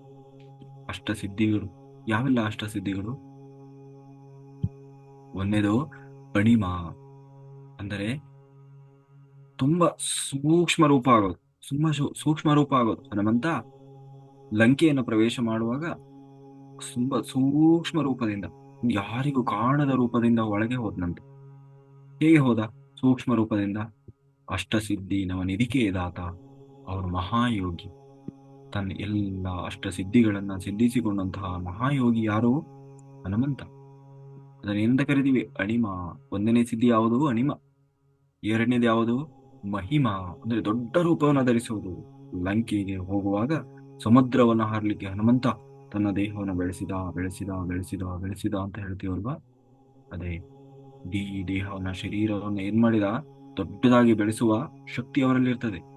ಗರಿಮಾ ಅಂದ್ರೆ ಭಾರ ಆಗುವುದು, ಭಾರ ಆಗ್ತಾರೆ. ಲಗಿಮಾ ಅಂದ್ರೆ ತುಂಬಾ ಹಗುರ ಆಗೋದು. ಪ್ರಾಪ್ತಿ ಅಂದರೆ ಅವರು ಏನನ್ನ ಅಂದ್ಕೊಳ್ತಾರೋ, ಏನನ್ನ ಹೊಂದಬೇಕು ಅಂತ ಅನ್ಕೊಳ್ತಾರೋ ಅದನ್ನೇ ಹೊಂದುತ್ತಾರೆ. ಅಂದ್ರೆ ಅವರಿಗೆ ಇಂಥದ್ದು ಬೇಕು ಅಂದ್ರೆ ಅವ್ರ ಕಣ್ಣು ಮುಂದೆ ಬಂದು ನಿಲ್ತದೆ. ನನಗಿದು ಬೇಕು ಅಂದ್ರೆ ಅವ್ರ ಮುಂದೆ ಬಂದು ನಿಲ್ತದ್ದು, ಆ ಶಕ್ತಿ ಅವರಿಗಿರ್ತದೆ. ಪ್ರಕಾಮ್ಯ ಅಂದ್ರೆ ಅವರ ವಿಶೇಷವಾದ ಕೋರಿಕೆಗಳನ್ನ ಏನೋ ನೆರವೇರಿಸಿಕೊಳ್ಳುವಂಥದ್ದು. ಅವ್ರಿಗೆ ಏನಾದ್ರೂ ಇಂಥದ್ದು ಬೇಕು ಅಂತ ಆಸೆ ಆದ್ರೆ ತಕ್ಷಣವೇ ಅವರ ಮುಂದೆ ಅದು ಸೃಷ್ಟಿಯಾಗ್ತದೆ. ಈಶತ್ವ ಅಂದ್ರೆ ಎಲ್ಲರ ಮೇಲೆ ಆಧಿಪತ್ಯವನ್ನು ಸಂಪಾದಿಸಿ ಮಾಡ್ತಾರೆ. ಎಲ್ಲರನ್ನ ನಿಯಂತ್ರಣ ಮಾಡಬಲ್ಲರು. ಕೇವಲ ಅವರ ಮನಸ್ಸಿನಿಂದ, ಆಲೋಚನೆಯಿಂದಲೇ ಎಲ್ಲರನ್ನ ವಶ ಮಾಡಿಕೊಳ್ಳಬಲ್ಲರು. ವಶತ್ವ, ಎಲ್ಲರನ್ನ ವಶ ಮಾಡಿಕೊಳ್ತಾರೆ. ಈಶತ್ವ, ಎಲ್ಲರನ್ನ ನಿಯಂತ್ರಣ ಮಾಡಬಲ್ಲರು. ವಶತ್ವ, ವಶತ್ವ ಅಂದ್ರೆ ಅವರ ವಶಕ್ಕೆ ಮಾಡ್ಕೊಂಡು ಬಿಡ್ತಾರೆ. ಅಂತಹ ಸಿದ್ಧಿಗಳನ್ನ ಏನ್ ಮಾಡ್ತಾರೆ? ಯೋಗಿಗಳಲ್ಲಿ ಜಾಗೃತವಾಗ್ತದೆ. ಅವುಗಳನ್ನ ಏನಂತ ಕರಿತೀವಿ? ಸಿದ್ಧಿಗಳು, ಅತೀಂದ್ರಿಯ ಜ್ಞಾನ, ಅತೀಂದ್ರಿಯ ಶಕ್ತಿಗಳು ಅಂತ ಹೇಳ್ತೀವಿ. ಅಂದ್ರೆ ಸಾಮಾನ್ಯ ಮನುಷ್ಯನಿಗೆ ಸಾಮಾನ್ಯ ದೇಹದಿಂದ, ಸಾಮಾನ್ಯ ಬುದ್ಧಿಯಿಂದ, ಸಾಮಾನ್ಯ ಜ್ಞಾನದಿಂದ ಮಾಡಕ್ಕಾಗದೇ ಇರುವುದನ್ನ ಈ ಶಕ್ತಿಗಳಿಂದ ನಾವು ಮಾಡ್ಲಿಕ್ಕೆ ಸಾಧ್ಯ ಇದೆ. ಇವುಗಳೆಲ್ಲ ಸೃಷ್ಟಿಗೆ ಸಂಬಂಧಿಸಿದ, ಸೃಷ್ಟಿಯಲ್ಲಿನ ಅನೇಕ ಅನೇಕ ಲೋಕಗಳಿಗೆ ಸಂಬಂಧಿಸಿದ ವಿಷಯಗಳನ್ನ, ರಹಸ್ಯಗಳನ್ನ, ಜ್ಞಾನವನ್ನ ತಿಳಿದುಕೊಳ್ಳುವ ಅವಕಾಶ ಉಂಟಾಗ್ತದೆ. ಇದಕ್ಕಿಂತಲೂ ನಮಗೆ ತಿಳಿಯದಂತಹ, ಸಾಮಾನ್ಯರು ತಿಳಿದುಕೊಳ್ಳಲಾಗದ ವಿಷಯಗಳನ್ನ ನಾವು ಪ್ರತ್ಯಕ್ಷವಾಗಿ ತಿಳಿದುಕೊಳ್ತಾ ಹೋಗ್ತೇವೆ. ಎಷ್ಟೋ ಜ್ಞಾನವನ್ನು ಸಂಪಾದಿಸಿಕೊಳ್ತಾರೆ. ಇದರ ಮೂಲಕ ತಮ್ಮ ಜೀವನದ ಪರಮಾರ್ಥದ ಆತ್ಮಪದವನ್ನ ಸಾಧಿಸಪಡ್ತಾರೆ. ಮೇಲಿನ ವಿಷಯಗಳನ್ನ ಆಧರಿಸಿ ಸೂಕ್ಷ್ಮವಾಗಿ ನಾವು ತಿಳಿದುಕೊಳ್ಬೇಕಪ್ಪ. ಏನಂತಂದ್ರೆ, ಮಾನವರು ತಮ್ಮ ಕಷ್ಟಗಳಿಂದ, ಸಮಸ್ಯೆಗಳಿಂದ, ತಮ್ಮ ದುಃಖದಿಂದ, ತಮ್ಮ ಬಡತನದಿಂದ ಹೊರಬರಬೇಕು ಅಂತಂದ್ರೆ ಏನ್ ಮಾಡ್ಬೇಕು?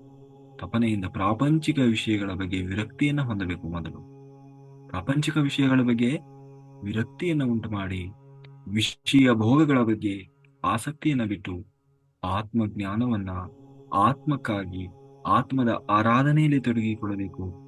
ಆತ್ಮ ಸಾಕ್ಷಾತ್ಕಾರವನ್ನ ಹೊಂದಬೇಕು ಅಂತ ಹೇಳಿ ತೀವ್ರವಾದ ತೀವ್ರವಾದ ತೀವ್ರವಾದ ಸಾಧನೆಯನ್ನ ಮಾಡಬೇಕು. ಕೃಷಿ ಮಾಡಬೇಕು. ಕೃಷಿ ಮಾಡೋದಂದ್ರೆ ಏನು? ಧ್ಯಾನ ಮಾಡೋದು. ಧ್ಯಾನ ಸಾಧನೆಯನ್ನು ಮಾಡ್ತಾ ಸಹಜವಾಗಿ ಅವರ ಗುರಿ ಸಾಧಿಸಲು ಬೇಕಾದ ಸಹಕಾರ ಅವರಿಗೆ ಸೃಷ್ಟಿಯಿಂದಲೇ ಲಭಿಸ್ತದೆ. ಆ ರೀತಿ ಅವರ ಸಾಧನೆ ತೀವ್ರತೆಯನ್ನು ಆಧರಿಸಿ ಅವರಿಗೆ ಬೇಕಾದಾಗ ಅವರು ಹೊಂದಬೇಕಾದ ಜ್ಞಾನಕ್ಕೆ ಬೇಕಾದ ಶಕ್ತಿಗಳಾಗಲಿ ಸಿದ್ಧಿಗಳಾಗಲಿ ಯಾವುದು ಅವಶ್ಯಕವೋ ಅದು ಸ್ವಯಂಚಾಲಿತವಾಗಿ ಸೃಷ್ಟಿಯಿಂದ ಒದಗಿಸಲ್ಪಡುತ್ತದೆ. ಅಂತಹ ಶಕ್ತಿಗಳು ಸಾಧನೆ ಮಾಡ್ತಾ ಇರುವಾಗ ಸಹಜವಾಗಿಯೇ ಅವರಲ್ಲಿ ಏನಾಗ್ತದೆ? ಜಾಗೃತವಾಗಲಿಕ್ಕೆ ಶುರುವಾಗ್ತದೆ. ಅವುಗಳಿಗೋಸ್ಕರ ಅವರು ಪ್ರತ್ಯೇಕವಾಗಿ ಪ್ರಯತ್ನ ಮಾಡಬೇಕಾದ ಅವಶ್ಯಕತೆ ಇರುವುದಿಲ್ಲ. ಕೋರಿಕೊಳ್ಳಬೇಕಾಗಿಲ್ಲ, ಅವಶ್ಯಕತೆ ಇರುವುದಿಲ್ಲ.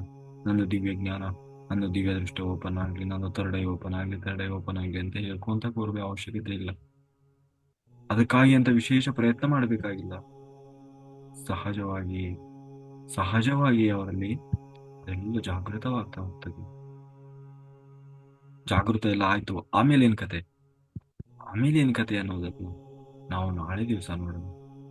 ಜಾಗೃತ ಆಗೋದು ದೊಡ್ಡ ವಿಷಯ ಅಲ್ಲ, ಆದ ಮೇಲೆ ಏನ್ ಮಾಡ್ಬೇಕು ಏನ್ ಮಾಡಬಾರ್ದು ಅದು ತಿಳ್ಕೊಳ್ಬೇಕು. ಕಾಯೇನ ವಾಚಾ ಮನಸೇಂದ್ರಿಯರ್ವಾ ಬುದ್ಧ್ಯಾತ್ಮನಾ ಪ್ರಕೃತಿ ಸ್ವಭಾವತ್ ಕರೋಮಿಂದ್ಯಸ್ಯಗಲಂ ಪರಸ್ಮೈ ನಾರಾಯಣಾಯೇತಿ ಸಮರ್ಪಯಾಮಿ. ಸರ್ವಂ ಶ್ರೀಕೃಷ್ಣಾರ್ಪಣಮಸ್ತು. ಹಾಗಾಗಿ ನಾವು ನಮ್ಮ ಸಾಧನೆ ಹೇಗಿರ್ಬೇಕು ಅಂದ್ರೆ ತುಡಿತಾ ಇರಬೇಕು. ಸುಮ್ಮನೆ ಏನೋ ಬೆಳಿಗ್ಗೆ ದಿನ ಹೇಳ್ತೀವಿ, ಉಣ್ತೀವಿ, ತಿಂತೀವಿ, ಮಲಗ್ತೀವಿ, ಇದನ್ನು ಅದರಲ್ಲಿ ಒಂದು ಭಾಗ ಅನ್ನುವಾಗಿ ಧ್ಯಾನ ಮಾಡ್ತೀವಿ. ಮತ್ತೆ ಒಂದಿನ ಹಾಗಾದ್ರೆ ಆಗೋಲ್ಲ. ತುಡಿತಾ ಬರಬೇಕು, ತುಡಿತಾ ತೀವ್ರವಾದ ತುಡಿತಾ ಬರಬೇಕು. ಬೇಕೇ ಬೇಕು, ಆಗಲೇಬೇಕು, ಸೇರಲೇಬೇಕು ಅನ್ನುವ ತೀವ್ರವಾದ ತುಡಿತ ನಮ್ಮಲ್ಲಿ ಜಾಗೃತವಾಗಬೇಕು. ಆಗ ಮಾತ್ರ ನಾವು ಮಾಡಬೇಕಾದದ್ದನ್ನು ಮಾಡಲಿಕ್ಕೆ ಸಾಧ್ಯ ಆಗ್ತದೆ, ಹೊಂದಲಿಕ್ಕೆ ಸಾಧ್ಯ ಆಗ್ತದೆ. ಹಾಗಾಗಿ ಲೌಕಿಕವಾಗಿರುವುದರ ಬಗ್ಗೆ ಜಾಸ್ತಿ ತುಡಿತ ಬೇಡ, ಆತ್ಮಕ್ಕಾಗಿ ಜಾಸ್ತಿ ತುಡಿತ ಮಾಡೋಣ. ಹೆಚ್ಚು ಆತ್ಮ. ಯಾಕೆಂದ್ರೆ ಶಾಶ್ವತವಾದದನ್ನು ಪಡಿಲಿಕ್ಕೆ ಕೋಟಿ ಇಲ್ಲಿ ನಾವು ಏನ್ ಪಡೆದ್ರು 20 ವರ್ಷ 30 ವರ್ಷ ಅಷ್ಟೇ. 40 ವರ್ಷ, ಜಾಸ್ತಿ ಅಂದ್ರೆ 40 ವರ್ಷ ಅಲ್ವಾ? ಅದಕ್ಕಿಂತಲೂ ಜಾಸ್ತಿ ಬರ್ಲಿಕ್ಕೆ ಸಾಧ್ಯ ಇಲ್ಲ. ಮತ್ತೆ ಅವರು 30 ವರ್ಷ 35 ವರ್ಷ ಆದ್ಮೇಲೆ ಅವ್ರು ಚಿಂತೆ ಮಾಡಕ್ ಹೇಳಿದ್ದಾರೆ, ಅಯ್ಯೋ ಇಷ್ಟು ವರ್ಷ ಏನೋ ಕೆಲಸ ಅಂತ ಜೀವನ ಕಳೆದೆ, ಇನ್ನು ಏನ್ ಮಾಡೋದಲ್ಲ. ಇನ್ನು ಮುಂದೆ ಮುಗೀತು, ನಾವು ಲಾಟ್ರಿ ತಗೊಳ್ಳೋ ಟೈಮ್ ಬಂತು. ಆದ್ರೆ ಪರಲೋಕಕ್ಕಾಗಿ ಅಂತ ಏನು ಸಾಧನೆ ಮಾಡ್ಲಿಲ್ಲಲ್ವ, ಆತ್ಮಕ್ಕಾಗಿ ಅಂತ ಏನು ಸಾಧನೆ ಮಾಡ್ಲಿಲ್ಲಲ್ವಾ?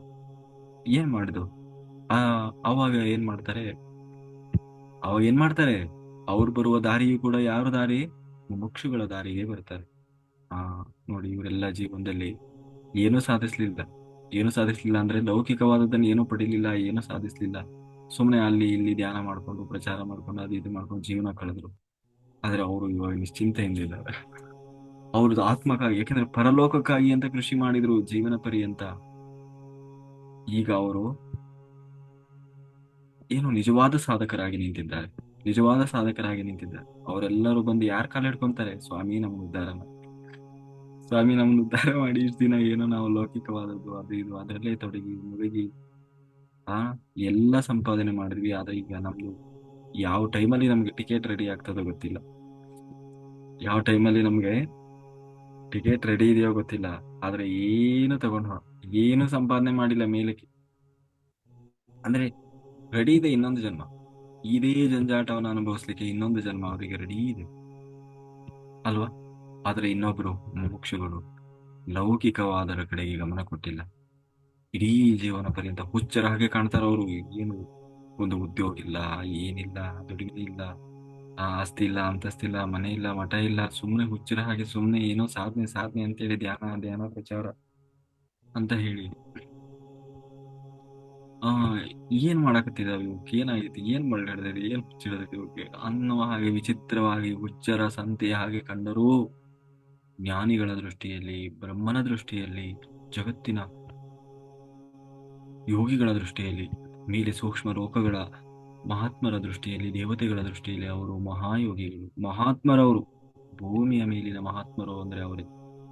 ಈ ಲೌಕಿಕ ಜನರಿಗೆ ಅವರು ಮಹಾತ್ಮರಲ್ಲ, ಅಲ್ಲದೇ ಇರಬಹುದು. ಆದರೆ ನಿಜವಾದ ಮಹಾತ್ಮರು ಯಾರಂದ್ರೆ ಅವರೇ. ನಿಜವಾಗಲೂ ಅವರು ಆತ್ಮಕ್ಕಾಗಿ ಅಂತ ಶ್ರಮಿಸ್ತಾ ಇದ್ದಾರೆ, ಪರಬ್ರಹ್ಮನಿಗಾಗಿ ಅಂತ ಶ್ರಮಿಸ್ತಾ ಇದ್ದಾರೆ. ಆ ಪರಬ್ರಹ್ಮನನ್ನ ಕೊನೆಗೆ ಹೋಗಿ ಹೊಂದುವವರು ಕೂಡ ಆಗಿದ್ದಾರೆ. ಹಾಗಾಗಿ ನಾವು ನಮ್ಮ ಸಾಧನೆಯಲ್ಲಿ ಏನ್ ಮಾಡಬೇಕು? ಯಾರ ಸ್ಥಿತಿಗೆ ನಾವು ಇಳಿಬಾರ್ದು.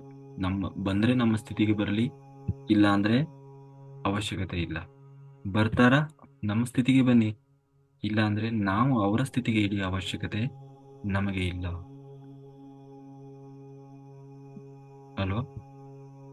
ಯಾರು ಕೂಡ ನಾವು ಯಾರು ನಮ್ಮನ್ನ ಲೌಕಿಕದ ಕಡೆಗೆ ಎಳಿತಾ ಇದ್ದಾರೆ, ಲೌಕಿಕದ ಕಡೆಗೆ ನಮ್ಮನ್ನ ಹೆಚ್ಚು ಜಾಗೃತಗೊಳಿಸ್ತಾ ಇದ್ದಾರೆ, ಯಾರು ತುಂಬಾ ಲೌಕಿಕತೆಯ ಕಡೆಗೆ ಇದ್ದಾರೆ, ಅವರಿಂದ ನಾವು ಆದಷ್ಟು ಆದಷ್ಟು ಆದಷ್ಟು ಜಾಗೃತವಾಗಿರಬೇಕು. ಆದಷ್ಟು ನಾವು ಅವರ ಮಟ್ಟಕ್ಕೆ ಇಳಿಲಿಕ್ಕೆ ಹೋಗಬಾರದು. ನಾವು ನಮ್ಮ ಮಟ್ಟದಲ್ಲೇ ಇರಬೇಕು. ಸಾಧ್ಯವಾದರೆ ಅವರು ಬೇಕಾದರೆ ನಮ್ಮ ಮಟ್ಟಕ್ಕೆ ಬರಲಿ, ನಾವು ಅವ್ರ ಮಟ್ಟಕ್ಕೆ ಹೋಗಬಾರದು ಅಲ್ವಾ? ಹಾಗಾಗಿ ನಿತ್ಯ ನಿರಂತರವಾಗಿ ನಮ್ಮ ಸಾಧನೆ ಇರಬೇಕು. ಹೇಗಿರಬೇಕೋ, ದೇಹಕ್ಕೆ ಏನ್ ಬೇಕೋ, ಶುದ್ಧವಾದ ಸಾತ್ವಿಕವಾದ ಆಹಾರ ಬೇಕು. ಶುದ್ಧವಾದ ಸಾತ್ವಿಕವಾದ ಆಹಾರ ಬೇಕು.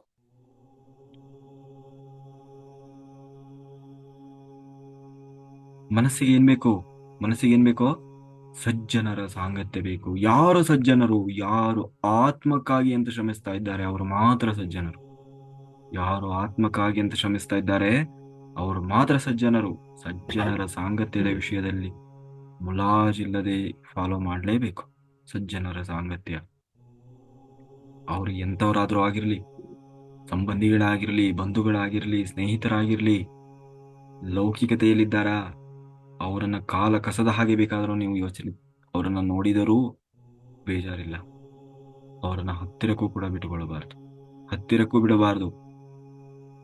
ಸಜ್ಜನರ ಸಾಂಗತ್ಯದಲ್ಲೇ ಇರಬೇಕು. ಕೊನೆ ಯಾರೋ ಸಜ್ಜನರು ಸಿಗದೇ ಇದ್ರು, ಒಬ್ಬರೇ ಇದ್ರೂ ಪರವಾಗಿಲ್ಲ, ದುರ್ಜನರ ಸಂಘ, ಲೌಕಿಕತೆಯಲ್ಲಿ ಅಳವಡಿಯಲ್ಲಿ ಯಾರು ಮುಳುಗಿ ಹೋಗಿದ್ದಾರೆ ಅವರ ಸಂಘದಲ್ಲಿ ಇರಬಾರದು. ನಮ್ಮ ಹತ್ರ ಇರೋದಕ್ಕೂ ಕೂಡ ಅವರಿಗೆ ಅವಕಾಶ ಕೊಡಬಾರದು ನಾವು. ಮೂರನೇದೇನೋ, ಬುದ್ಧಿ. ಬುದ್ಧಿಗೆ ಏನ್ ಬೇಕೋ? ಸ್ವಾಧ್ಯಾಯ ಮಾಡಬೇಕು. ಆತ್ಮಜ್ಞಾನದ ಪುಸ್ತಕಗಳನ್ನು ಪ್ರತಿ ನಿತ್ಯ ಓದುತ್ತಾ ಇರಬೇಕು. ಆತ್ಮಜ್ಞಾನದ ಪುಸ್ತಕಗಳನ್ನು ನಮ್ಮ ಟೇಬಲ್ ಮೇಲೆ ನಾವು ಕುಂತಾಗ, ಅಡಿಗೆ ಮನೆಯಲ್ಲಿ ಒಂದು, ನಮ್ಮ ಬೆಡ್ರೂಮ್ ಅಲ್ಲಿ ಒಂದು, ಹಾಲಲ್ಲಿ ಒಂದು, ಒಂದೊಂದು ಪುಸ್ತಕಗಳನ್ನು ಇಟ್ಕೊಂಡು ಇರಬೇಕು. ಕೂತಲ್ಲಿ ಕೈಗೆಲ್ಲ ಸಿಗ್ತಾ ಇರ್ಬೇಕದು. ಸುಮ್ಮನೆ ಕೂತ್ಕೊಂಡು ಇರ್ತೀರಿ, ಅವಾಗೆಲ್ಲ ಸಿಗಬೇಕದು. ಸುಮ್ಮನೆ ಯಾವುದೋ ಒಂದು ಇದರಲ್ಲಿ ಸೆಟ್ ಮಾಡಿ ನಿಮಗೆ ನೆನಪಾದ ಹೋಗಿ ತಗೊಂಡು ಬರೋದಲ್ಲ, ಇರ್ಬೇಕದು. ಹಾಲಲ್ಲಿ ಒಂದು ಟೇಬಲ್ ಮೇಲೆ 2 ಪುಸ್ತಕ ಇರಬೇಕು. ನೀವು ಕಿಚನಿಗೆ ಹೋದ್ರೆ ಅಲ್ಲೊಂದು 2 ಪುಸ್ತಕ ಇರಬೇಕು. ನೀವು ಬೆಡ್ರೂಮಿಗೆ ಹೋದ್ರೆ ಅಲ್ಲೊಂದು 2 ಪುಸ್ತಕ ಇರಬೇಕು. ನಿಮಗೆ ಹೋದಲ್ಲಿ ಬಂದಲ್ಲಿ ಕುಂತಲ್ಲೆಲ್ಲ ನಿಮಗೆ ಆ ಪುಸ್ತಕ ಕಾಣಬೇಕು. ಕಂಡಾಗ ನಿಮಗೆ ಒಂದು ಪೇಜ್ ಓದಬೇಕು ಅಂತ ಅನಿಸ್ಬೇಕು. ತೆಗೆದು ಅಲ್ಲೇ ಕೂತ್ಕೊಂಡು ಒಂದು ಪೇಜ್ ಓದ್ಬೇಕು ಅಲ್ವಾ? ಸುಮ್ಮನೆ ಏನೋ ಮಾಡಿ ಸಮಯ ವೇಸ್ಟ್ ಮಾಡಬಾರದು. ಅಡಿಗೆ ಮಾಡ್ತಾ ಇರ್ತೀರಿ, ಅಲ್ಲಿ ಒಂದು 10 ನಿಮಿಷ ಟೈಮ್ ಇರ್ತದೆ, ಏನ್ ಮಾಡ್ತೀರಿ? ಅಲ್ಲೇ ಒಂದು ಬುಕ್ಸ್ ಇರ್ತದೆ, ತೆಗೆದು ಒಂದು ಪೇಜ್ ಓದ್ಬೋದು. 10 ನಿಮಿಷ ಒಂದು ಪೇಜ್ ಓದ್ಬೋದು ಅಲ್ವಾ? ಏನೋ ಬೇಯಿಸ್ತಾ ಇರ್ತೀರಿ, ಅದಿನ್ನು ಬೇಯೋದಕ್ಕೆ ಟೈಮ್ ಇರ್ತದೆ ಅಲ್ವಾ? ಅಷ್ಟು ಒಳಗನೆ ಒಂದು ಪೇಜ್ ಓದ್ಬೋದು. ಹೇಗೆ ಬೇಕಾದರೂ ತುಡಿತಾ ಇದ್ರೆ ಸಮಯವನ್ನ ಹೇಗೆ ಬೇಕಾದರೂ ನಾವು ಬಳಸಿಕೊಳ್ಳಬಹುದು. ಆದ್ರೆ ಆ ತುಡಿತಾ ಇರಬೇಕು. ಸಾಕು, ಅರ್ಧ ಗಂಟೆ ಮಾಡಿದೀವಿ, ಸಾಕು 1 ಗಂಟೆ ಮಾಡಿದೀವಿ ಅಂತಂದ್ರೆ ಈ ಭಾವನೆ ಬರಲ್ಲ. ಸಾಕು ಅನ್ನೋರಿಗೆ, ಸಾಕು ಅನ್ನೋ ಭಾವನೆ ಇರೋರಿಗೆ ಇದು ಬರೋದಿಲ್ಲ. ಎಷ್ಟು ಮಾಡಿದರೂ ಬೇಕು ಬೇಕು ಬೇಕು ಬೇಕು ಅನ್ನುವ ತುಡಿತಾ ಇದ್ದವನು ಮಾತ್ರ ಆ ಪರಬ್ರಹ್ಮನನ್ನ ಪಡಿಲಿಕ್ಕೆ ಸಾಧ್ಯ ಇದೆಯೇ ಹೊರತು, ಏನೋ ಎಲ್ರೂ ಮಾಡ್ತಾರೆ ಅಂತ ನಾನು ಮಾಡ್ತೇನೆ ಅಂತ ಮಾಡ್ತಾ ಹೋದ್ರೆ 1000 ಕುರಿಯಲ್ಲಿ ನಾನೂ ಒಂದು ಕುರಿ ಆಗ್ತೀನಿ ಹೊರತು ಸಿಂಹ ಆಗ್ಲಿಕ್ಕೆ ಸಾಧ್ಯ ಇಲ್ಲ. ಸಿಂಹ ಆಗ್ಲಿಕ್ಕೆ ಸಾಧ್ಯ ಇಲ್ಲ.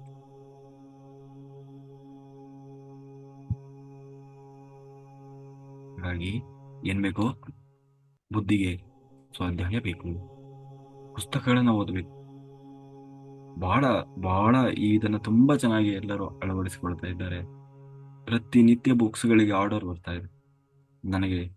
ಕೆಲವರಂತೂ ನಿಮ್ಮ ಹತ್ರ ಈ ಗುರುಗಳೇ, ನಿಮ್ಮ ಹತ್ರ ಎಷ್ಟು ಬುಕ್ಸ್ ಇದೆ ಎಲ್ಲ ಕೊಡಿ.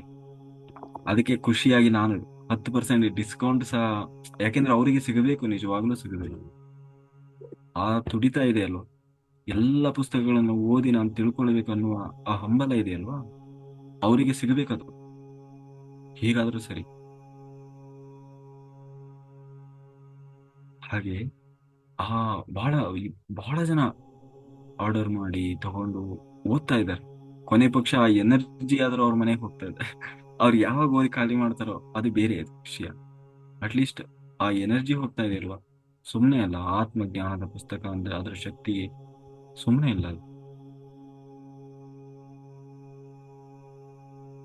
ನಾಲ್ಕನೇದೇನು? ನಾಲ್ಕನೇದೇನು? ಆತ್ಮ. ಆತ್ಮಕ್ಕೆ ಏನ್ ಬೇಕು? ತೀವ್ರವಾದ ತೀವ್ರವಾದ ತೀವ್ರವಾದ ಧ್ಯಾನ ಬೇಕು. ಧ್ಯಾನ ಸಾಧನೆ. ಹೆಚ್ಚು ಹೆಚ್ಚು ಹೆಚ್ಚು ಹೆಚ್ಚು ಧ್ಯಾನ ಮಾಡಬೇಕು. ಪುಸ್ತಕಗಳನ್ನ ಯಾವ್ಯಾವುದು ಪುಸ್ತಕಗಳನ್ನ ಮೊದಲು ಓದುವಿರಿ? ಯಾವ್ಯಾವ್ದು ಪುಸ್ತಕಗಳು ಅಂತಂದ್ರೆ ಯಾವುದು? ಫಸ್ಟ್ ನಾವು ಯಾವುದನ್ನ ಜ್ಞಾನ ಸಂಪಾದನೆ ಮಾಡ್ಬೇಕು. ಯಾವ್ಯಾವ್ದು ಪುಸ್ತಕ? ಕೆಲವೊಂದು ಚಾನಲಿಂಗ್ ಆಗಿ ಬರೆದಿರುವಂತ ಪುಸ್ತಕಗಳು, ಕೆಲವರು ಅವರು ಅನುಭವದ ಒಂದು ಜೀವನ ಚರಿತ್ರೆಯನ್ನ ಬರೆದಿರುವಂತ ಈ ಯೋಗಿ ಆತ್ಮಕಥೆ. ಆಮೇಲೆ ಕೆಲವೊಂದಿಷ್ಟು ಈ ನ್ಯೂ ಎನರ್ಜಿ, ಧ್ಯಾನ ಸೂರ್ಯ, ಆಮೇಲೆ ಈ ಮತ್ತೆ ಯಾವುದು ಇನ್ನು ಬಹಳಷ್ಟು ಯೋಗಿಗಳೊಂದಿಗೆ ಅವು ಓದಬಾರದು ಅಂತ ನಾನು ಹೇಳ್ತಿಲ್ಲ. ಆರಂಭದಲ್ಲಿ ಓದುವ ಪುಸ್ತಕಗಳಲ್ಲ ಅವು. ಫಸ್ಟ್ ಆತ್ಮಜ್ಞಾನವನ್ನು ತಿಳ್ಕೊಳ್ಳಿ. ನಾನು ಯಾರು, ನಾ ಎಲ್ಲಿಂದ ಬಂದಿದ್ದೀನಿ, ಏನ್ ಮಾಡ್ಬೇಕಾಗಿದೆ, ಯಾಕೆ ಮಾಡ್ಬೇಕಾಗಿದೆ, ಆ ನಮ್ಮಲ್ಲಿ ಏನು ಶಕ್ತಿ ಇದೆ, ನಮ್ಮಲ್ಲಿ ಏನೆಲ್ಲ ಈ ಆತ್ಮಜ್ಞಾನವನ್ನ ಹೇಳುವ ಬೇಕಾದಷ್ಟು ಪುಸ್ತಕಗಳಿದ್ದಾವೆ. ಪರ್ಟಿಕ್ಯುಲರ್ ಆಗಿ ಕೆಲವೊಂದು ವಿಷಯಗಳನ್ನ ಸೆಲೆಕ್ಟ್ ಮಾಡಿ ಅಂತವುಗಳನ್ನ ಫಸ್ಟ್ ಓದಿ ಓದಿ ಓದಿ ತಿಳ್ಕೊಳ್ಳಿ ಫಸ್ಟ್. ಆಮೇಲೆ ಯೋಗಿ ಆತ್ಮಕಥೆ ಹೇಳ್ಕೊಳ್ಳೋದು, ಆಮೇಲೆ ಅನನ್ಯ ಸನ್ಯಾಸಿ, ಆಮೇಲೆ ನೀನೇ ಶಾಶ್ವತ, ಆಮೇಲೆ ಮಿಲೇರಪ್ಪ. ಅದಕ್ಕಿಂತ ಮೊದಲೇ ನೀವು ಅದನ್ನ ಹೋಗಿ ಹಿಡ್ಕೊಂಡು ಅವ್ರು ತಲೆ ಕೂಡ ಅರ್ಥ ಆಗಲ್ಲ, ಅವ್ರು ಏನ್ ಹೇಳ್ತಾ ಇದಾರೆ. ಅದೆಲ್ಲ ಯೋಗಿಗಳ ಸ್ಥಿತಿಯಲ್ಲಿ ಹೇಳಿರ್ತಾರ ಅವರು. ನಾವು ಹಾಗಂದ್ರೆ ಏನು ಅನ್ನೋದೇ ಗೊತ್ತಿರೋಲ್ಲ. ಅದನ್ನ ಅವಾಗ ಹೋಗಿ ಓದಿ ಅರಗಿಸಿಕೊಳ್ಳಕ್ ಆಗಲ್ಲ. ಸುಮ್ನೆ ಓದ್ಬೇಕಲ್ಲ, ಓದೋದು. ಹಾಗಾದ್ರೆ ಆಗೋಲ್ಲ, ಹಾಗಾದ್ರೆ ಆಗೋಲ್ಲ. ಏನ್ ಮಾಡ್ಬೇಕು? ಫಸ್ಟ್ ಆತ್ಮಜ್ಞಾನದ ಪುಸ್ತಕಗಳನ್ನ ನೇರವಾಗಿ ನೇರವಾಗಿ ಆತ್ಮಜ್ಞಾನವನ್ನ ಹೇಳ್ತಾ ಇರುವಂತಹ ಆತ್ಮಜ್ಞಾನದ ಪುಸ್ತಕಗಳನ್ನ ಓದಿ ಆತ್ಮಜ್ಞಾನ ಸಂಪಾದನೆ ಮಾಡ್ಕೊಳ್ಬೇಕು ಫಸ್ಟ್. ಆಮೇಲೆ ನಾವು ಪರಿಪಕ್ವ ಆದ್ಮೇಲೆ ಯೋಗಿಗಳ ಅನುಭವದ ಪುಸ್ತಕಗಳನ್ನ, ಚಾನಲಿಂಗ್ ಆಗಿರುವ ಪುಸ್ತಕಗಳನ್ನ, ಆಟೋ ರೈಟಿಂಗ್ ಆಗಿರುವ ಪುಸ್ತಕಗಳನ್ನ, ಅವುಗಳನ್ನ ಓದಿ ಅವಾಗ ಆ ಸ್ಥಿತಿಯಲ್ಲಿ ಅದು ಅರ್ಥ ಆಗ್ತದೆ ಅಲ್ವಾ? ಹಾ, ಹಾಗೆ ಓದುತ್ತಾ ಹೋಗಿ. ನೀವು ಒಂದೇ ಸಾರಿ ಭಗವದ್ಗೀತೆ ಹಿಡ್ಕೊಂಡ್ರೆ ಅದು ಬರೀ ಎಷ್ಟೋ ಲೌಕಿಕ ಅರ್ಥವನ್ನ, ಮೇಲರ್ಥವನ್ನ ಕೊಡ್ತದೆ. ಅದು ಅದಕ್ಕೆ ಹೇಳೋದು ಭಗವದ್ಗೀತೆಯನ್ನು ಒಂದು ಸಾರಿ ಓದುವುದಲ್ಲಂತೆ. ಪ್ರತಿ ಸಾರಿ ಒಂದು ಸಾರಿ ಓದಿ ಮುಗಿತಾ ಇನ್ನೊಮ್ಮೆ ಓದಬೇಕು, ಒಂದು ಸಾರಿ ಓದಿ ಮುಗಿತಾ ಇನ್ನೊಮ್ಮೆ ಓದಬೇಕು.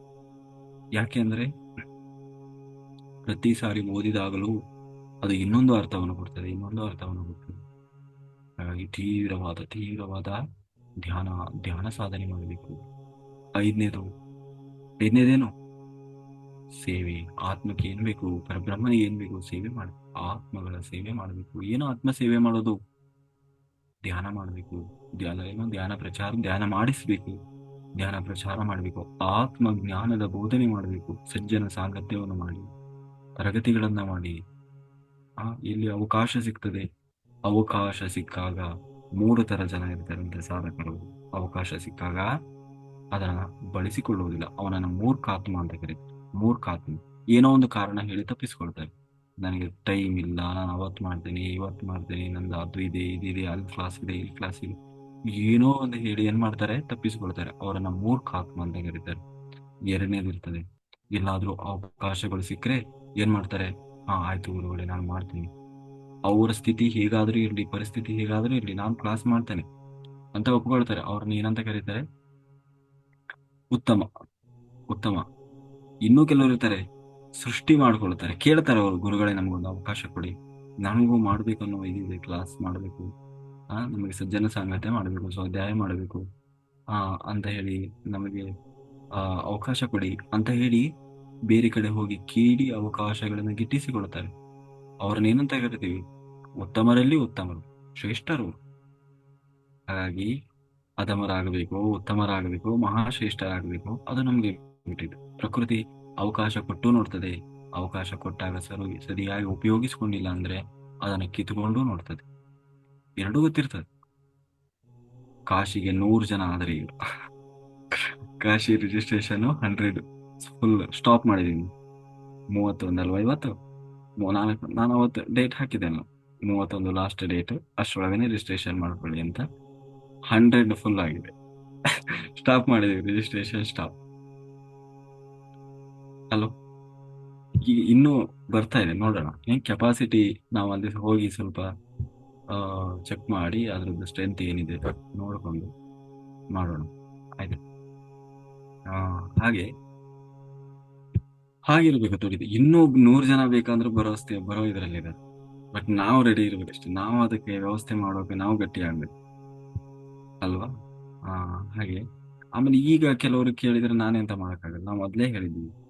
ಆ ಮೊದಲು ಬಂದವರಿಗೆ ಮೊದಲ ಆದ್ಯತೆ, ಬೇಗ ರಿಜಿಸ್ಟ್ರೇಷನ್ ಮಾಡ್ಕೊಳ್ರಿ ಅಂತ ಹೇಳಿ. ಸೊ ಅದು 100 ಆಗಿದೆ. ಸದ್ಯಕ್ಕೆ ಸ್ಟಾಪ್ ನೋಡೋಣ. ಇನ್ನೂ ಏನಾದರೂ ಸಾಧ್ಯ ಆಗ್ತದಾ, ಆ ವ್ಯವಸ್ಥೆಗಳನ್ನೆಲ್ಲ ನೋಡಿಕೊಂಡು ನಾವು ಜಾಸ್ತಿ ಕೊನೆಗೆ ವ್ಯವಸ್ಥೆಯನ್ನು ನೋಡ್ಕೊಳ್ಬೇಕಲ್ವ. ಹಾಗೆ ಆ, ಆಮೇಲೆ ಇನ್ನೊಂದೇನು ಅಂದರೆ, ಇವತ್ತು ಏನದು 31 ಅಲ್ವಾ? ಇವತ್ತು ಈ ವರ್ಷ 2025 ಮುಕ್ತಾಯದ ಹಂತದಲ್ಲಿದೆ. ಇನ್ನೇನು ಹೊಸ ವರ್ಷ ಶುರುವಾಗ್ತದಲ್ವಾ? ಕರೆಕ್ಟ್. 12 ಗಂಟೆಗೆ ಇವತ್ತಿನಿಂದ ಹೊಸ ವರ್ಷ ಅಂತ 2026. ಎಲ್ಲರೂ ಪ್ರತಿಜ್ಞೆ ಮಾಡಿ ನರನಿಂದ ನಾರಾಯಣನಾಗಲಿಕ್ಕೆ ಹೊರಟಿದ್ದೇವೆ. ಅದು 2 ದಿನಕ್ಕೆ 3 ದಿನಕ್ಕೆ ನಿಂತು ಹೋಗುವ ಸಂಕಲ್ಪ ಆಗಬಾರ್ದು. 2 ದಿನಕ್ಕೆ 3 ದಿನಕ್ಕೆ 1 ವಾರಕ್ಕೆ ತಿಂಗಳಿಗೆ ನಿಂತು ಹೋಗುವ ತಾತ್ಕಾಲಿಕ ಆ, ಏನು ಸಂಕಲ್ಪ ಆಗಬಾರ್ದು. ಆಗುವವರೆಗೂ ನಿಲ್ಲಬಾರ್ದು. ಆಗುವವರೆಗೂ ಆಗುವವರೆಗೂ ನಮ್ಮ ಸಂಕಲ್ಪಗಳು ನಿಲ್ಲಬಾರ್ದು. ನಿತ್ಯ ನಿರಂತರವಾಗಿ 2026 ನಾವು ನಿಜವಾಗಲೂ ಪ್ರತಿಯೊಬ್ಬರು ಏನನ್ನ ಸಂಪಾದನೆ ಮಾಡಬೇಕು? ದಿವ್ಯ ಚಕ್ಷುವನ್ನು ಸಂಪಾದನೆ ಮಾಡಬೇಕು. ಪ್ರತಿಯೊಬ್ಬರು ದಿವ್ಯ ಚಕ್ಷು. ಅದಕ್ಕಾಗಿ ಅಂತ ಧ್ಯಾನ ಮಾಡೋದಲ್ಲ. ಆ ತುಡಿತದಲ್ಲಿ ನಮ್ಮ ಸಾಧನೆ ತೀವ್ರವಾಗಬೇಕು. ತೀವ್ರವಾದ ಸಾಧನೆ.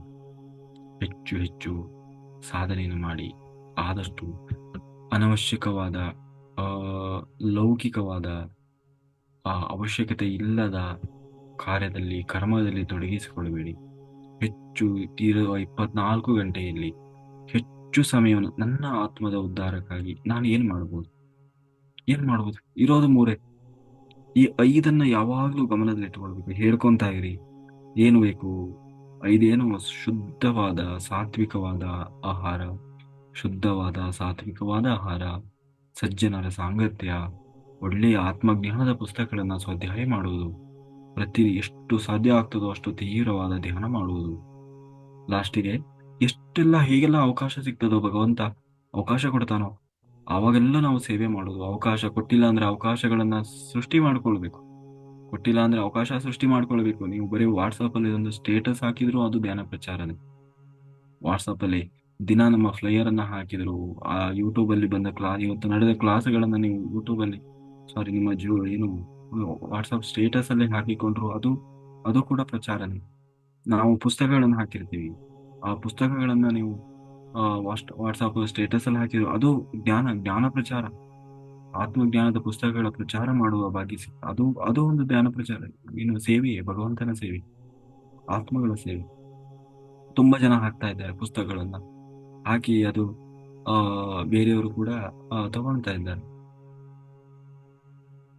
ಹಾಗೆಯೇ ನಾವು ಅವಕಾಶ ಬಂದಾಗ ಉಪಯೋಗಿಸಿಕೊಳ್ತಾರೆ. ಕೆಲವರು ಅವಕಾಶಗಳನ್ನು ಸೃಷ್ಟಿ ಮಾಡ್ತಾರೆ. ಇವತ್ತಿನ ಟೆಕ್ನಾಲಜಿಯನ್ನೇ ನಾವು ಉಪಯೋಗಿಸಿಕೊಳ್ಬೋದು. ನಾವೇನ್ ಮಾಡ್ತೀವಿ? ಎಲ್ಲ ನಾಚಿಕೆ ಮಾಡ್ಕೊಳ್ತೀವಿ, ಮುಜುಗರ ಮಾಡ್ಕೊಳ್ತೀವಿ, ಯಾರು ಏನಂತಾರೋ ಅನ್ನುವ ಅಂಜಿಕೆಯಲ್ಲಿ ಬದುಕ್ತೀವಿ. ಅದಕ್ಕೆ ನಾನಂತೂ ಬಂಡು ಬಿದ್ದುಬಿಟ್ಟಿದ್ದೀನಿ. ಯಾರು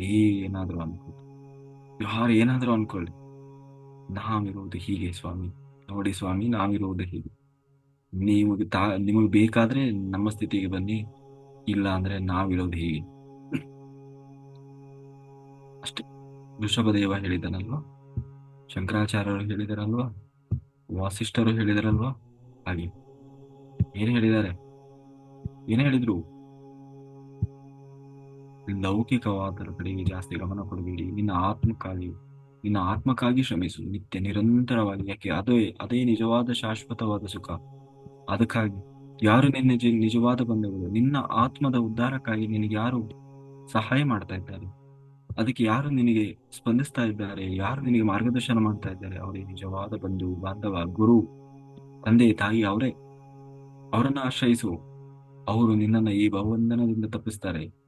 ಲೌಕಿಕದಲ್ಲಿ ಸಿಕ್ಕಿ ಹಾಕಿಸುವವರು ನಿನ್ನನ್ನು ಮತ್ತೆ ಸಿಕ್ಕಿ ಹಾಕಿಸ್ತಾರೆ. ಅವರು ನಿನ್ನ ಕರ್ಮಗಳೇ ನಿನ್ನ ಗಂಡ ಆಗಿ, ನಿನ್ನ ಕರ್ಮಗಳೇ ನಿನ್ನ ಹೆಂಡತಿಯಾಗಿ, ನಿನ್ನ ಕರ್ಮಗಳೇ ಮಕ್ಕಳಾಗಿ, ನಿನ್ನ ಕರ್ಮಗಳೇ ಸ್ನೇಹಿತರಾಗಿ, ಕರ್ಮಗಳೇ ಶತ್ರುಗಳಾಗಿ, ಕರ್ಮಗಳೇ ಮಿತ್ರರಾಗಿ, ನಾವು ಮಾಡಿದ ಕರ್ಮಗಳೇ ನಮ್ಮನ್ನ ಕಾಲು ಹಿಡಿದು ಎಳೆಯುವವರಾಗಿ ಬಂದಿದ್ದಾರೆ.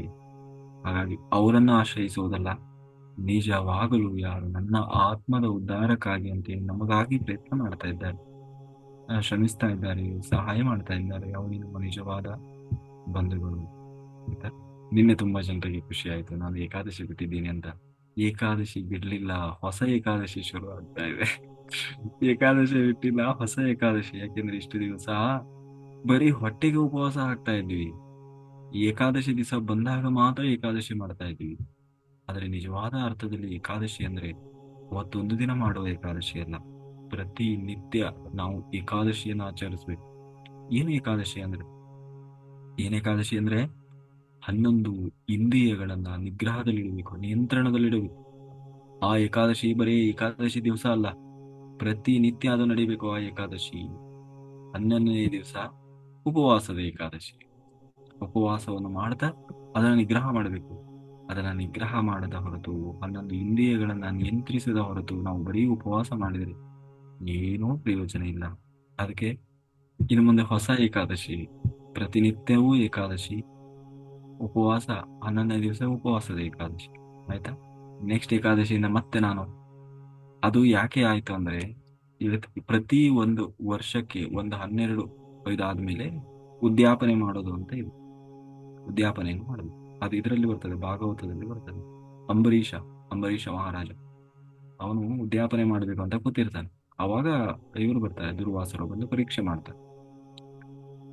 ಅದೆಲ್ಲ ಒಂದು ದೊಡ್ಡ ಕಥೆ ಬರ್ತದೆ. ಅಂದ್ರೆ ಏಕಾದಶಿಯ ಮಹತ್ವವನ್ನು ಹೇಳುವಾಗ ಅವನು ಹಿಂಗೆ ಇಂದ್ರಿಯಗಳನ್ನೆಲ್ಲ ನಿಗ್ರಹ ಮಾಡಿದ್ದ ಅಂತ ಹೇಳಿ, ಹಾಗೆ ಅದು ಉದ್ಯಾಪನೆ ಮಾಡಬೇಕು ಅಂತ ಅದು ಇದೆ. ಹಾಗಾಗಿ ನಾನು ಇಷ್ಟು ವರ್ಷದಿಂದ ಅದು ಒಂದೇ ಪ್ರತಿ ವರ್ಷ ಉದ್ಯಾಪನೆ ಮಾಡುವೆ, ಉದ್ಯಾಪನೆ ಮಾಡಿ ಹೊಸ ಏಕಾದಶಿ ಮತ್ತೆ ಶುರು ಮಾಡಬೇಕು. ನಾನು ಅದು ಮಾಡಿಲ್ಲ, ಸುಮ್ಮನೆ ಮಾಡ್ತಾ ಇದ್ದೇನೆ. ಅದಕ್ಕೆ ಇದು ಅವರಾಗೆ ಮಾಡಿಸಿದ್ರು ಒಂದು ಉದ್ಯಾಪನೆ. ಅದಕ್ಕೆ ವೈಕುಂಠ ಏಕಾದಶಿ ದಿವಸನೇ ಉದ್ಯಾಪನೆ ಆಗಿದೆ. ಈಗ ಹೊಸ ಏಕಾದಶಿ ಇನ್ನು ಮುಂದೆ. ಆಯ್ತಾ. ಎಲ್ಲರೂ ಉಪವಾಸ ಮಾಡಬೇಕು. ಆದ್ರೆ ನಾವು ದಶಮಿ ದ್ವಾದಶಿಯ ಉಪವಾಸಗಳನ್ನ ಅಷ್ಟೊಂದು ಅವಶ್ಯಕತೆ ಕಟ್ಟುನಿಟ್ಟಾಗಿ ಮಾಡೋದೇನ್ ಬೇಡ. ಆದ್ರೆ ಏಕಾದಶಿ ದಿವಸ ಮಾತ್ರ ನಿರ್ಜಲದಲ್ಲಿ ಉಪವಾಸವನ್ನ ಮಾಡೋಣ. ಹಿಂದಿನ ದಿವಸ ದಶಮಿ ದಿವಸನೂ ಊಟ ಮಾಡಿ, ದ್ವಾದಶಿ ದಿವಸನೂ ಊಟ ಮಾಡಿ, ಆದ್ರೆ ಏಕಾದಶಿ ದಿವಸ ಮಾತ್ರ ಶುದ್ಧ ನಿರ್ಜಲ ನೀರನ್ನು ಕುಡಿಯದೆ ಉಪವಾಸ. ಅದು ನಮ್ಮ ಆ ಮನಸ್ಸನ್ನು ಗಟ್ಟಿ ಮಾಡ್ತದೆ, ದೇಹವನ್ನು ಗಟ್ಟಿ ಮಾಡ್ತದೆ, ದೇಹವನ್ನು ಶುದ್ಧಿ ಮಾಡ್ತದೆ. ಎಲ್ಲವೂ ಹೌದು. ಅಂದ್ರೆ ಬರೀ ಆಧ್ಯಾತ್ಮಿಕವಾಗಿ ಅಂತಲ್ಲ, ನಮ್ಮ ದೇಹದ ಒಂದು ಕ್ಲೆನ್ಸಿಂಗಿಗೋಸ್ಕರ ಕೂಡ, ದೈಹಿಕವಾಗಿ ಕ್ಲೆನ್ಸ್ ಆಗಲಿ ಅಂತ ಕೂಡ ಅದು ನಮಗೆ ಒಳ್ಳೇದು. ಆಯುರ್ವೇದ ಶಾಸ್ತ್ರದಲ್ಲೂ ಕೂಡ ಅದಕ್ಕೆ ಅವಕಾಶ ಕೊಟ್ಟಿದೆ. ಆಯ್ತಾ. ಹಿಂದೆ ಆಮೇಲೆ ನೆನಪಿರಲಿ, ಪ್ರತಿನಿತ್ಯ ಏಕಾದಶಿ. ನಮಗೆ ಯೋಗಿಗಳಿಗೆ ಪ್ರತಿನಿತ್ಯ ಏಕಾದಶಿ, ಯಾವತ್ತೋ ಒಂದು ದಿನ ಏಕಾದಶಿ ಅಲ್ಲ, ಪ್ರತಿನಿತ್ಯ ನಾವು ಏಕಾದಶಿಯಲ್ಲೇ ಇರಬೇಕು. ಹ ಯಾರಿಗಾದ್ರೂ ಏನಾದ್ರೂ ಡೌಟ್ ಇದ್ರೆ ಹ್ಯಾಂಡ್ ಮಾಡಿ ಮಾತಾಡಿ.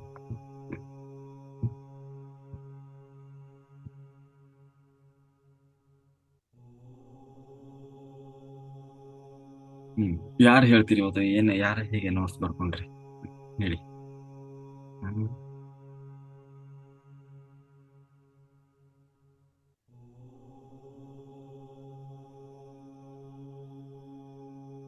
ವಿಜಯ ಮೇಡಮ್ ಹೇಳ್ತೀರಾ? ನಿದ್ದೆ ಮಾಡ್ತಾ ಇದಾರೆ ನಾವು. ಇಲ್ಲ ಇಲ್ಲ, ಇದಾರೆ. ಹಾ, ಹೇಳಿ ಮೇಡಮ್.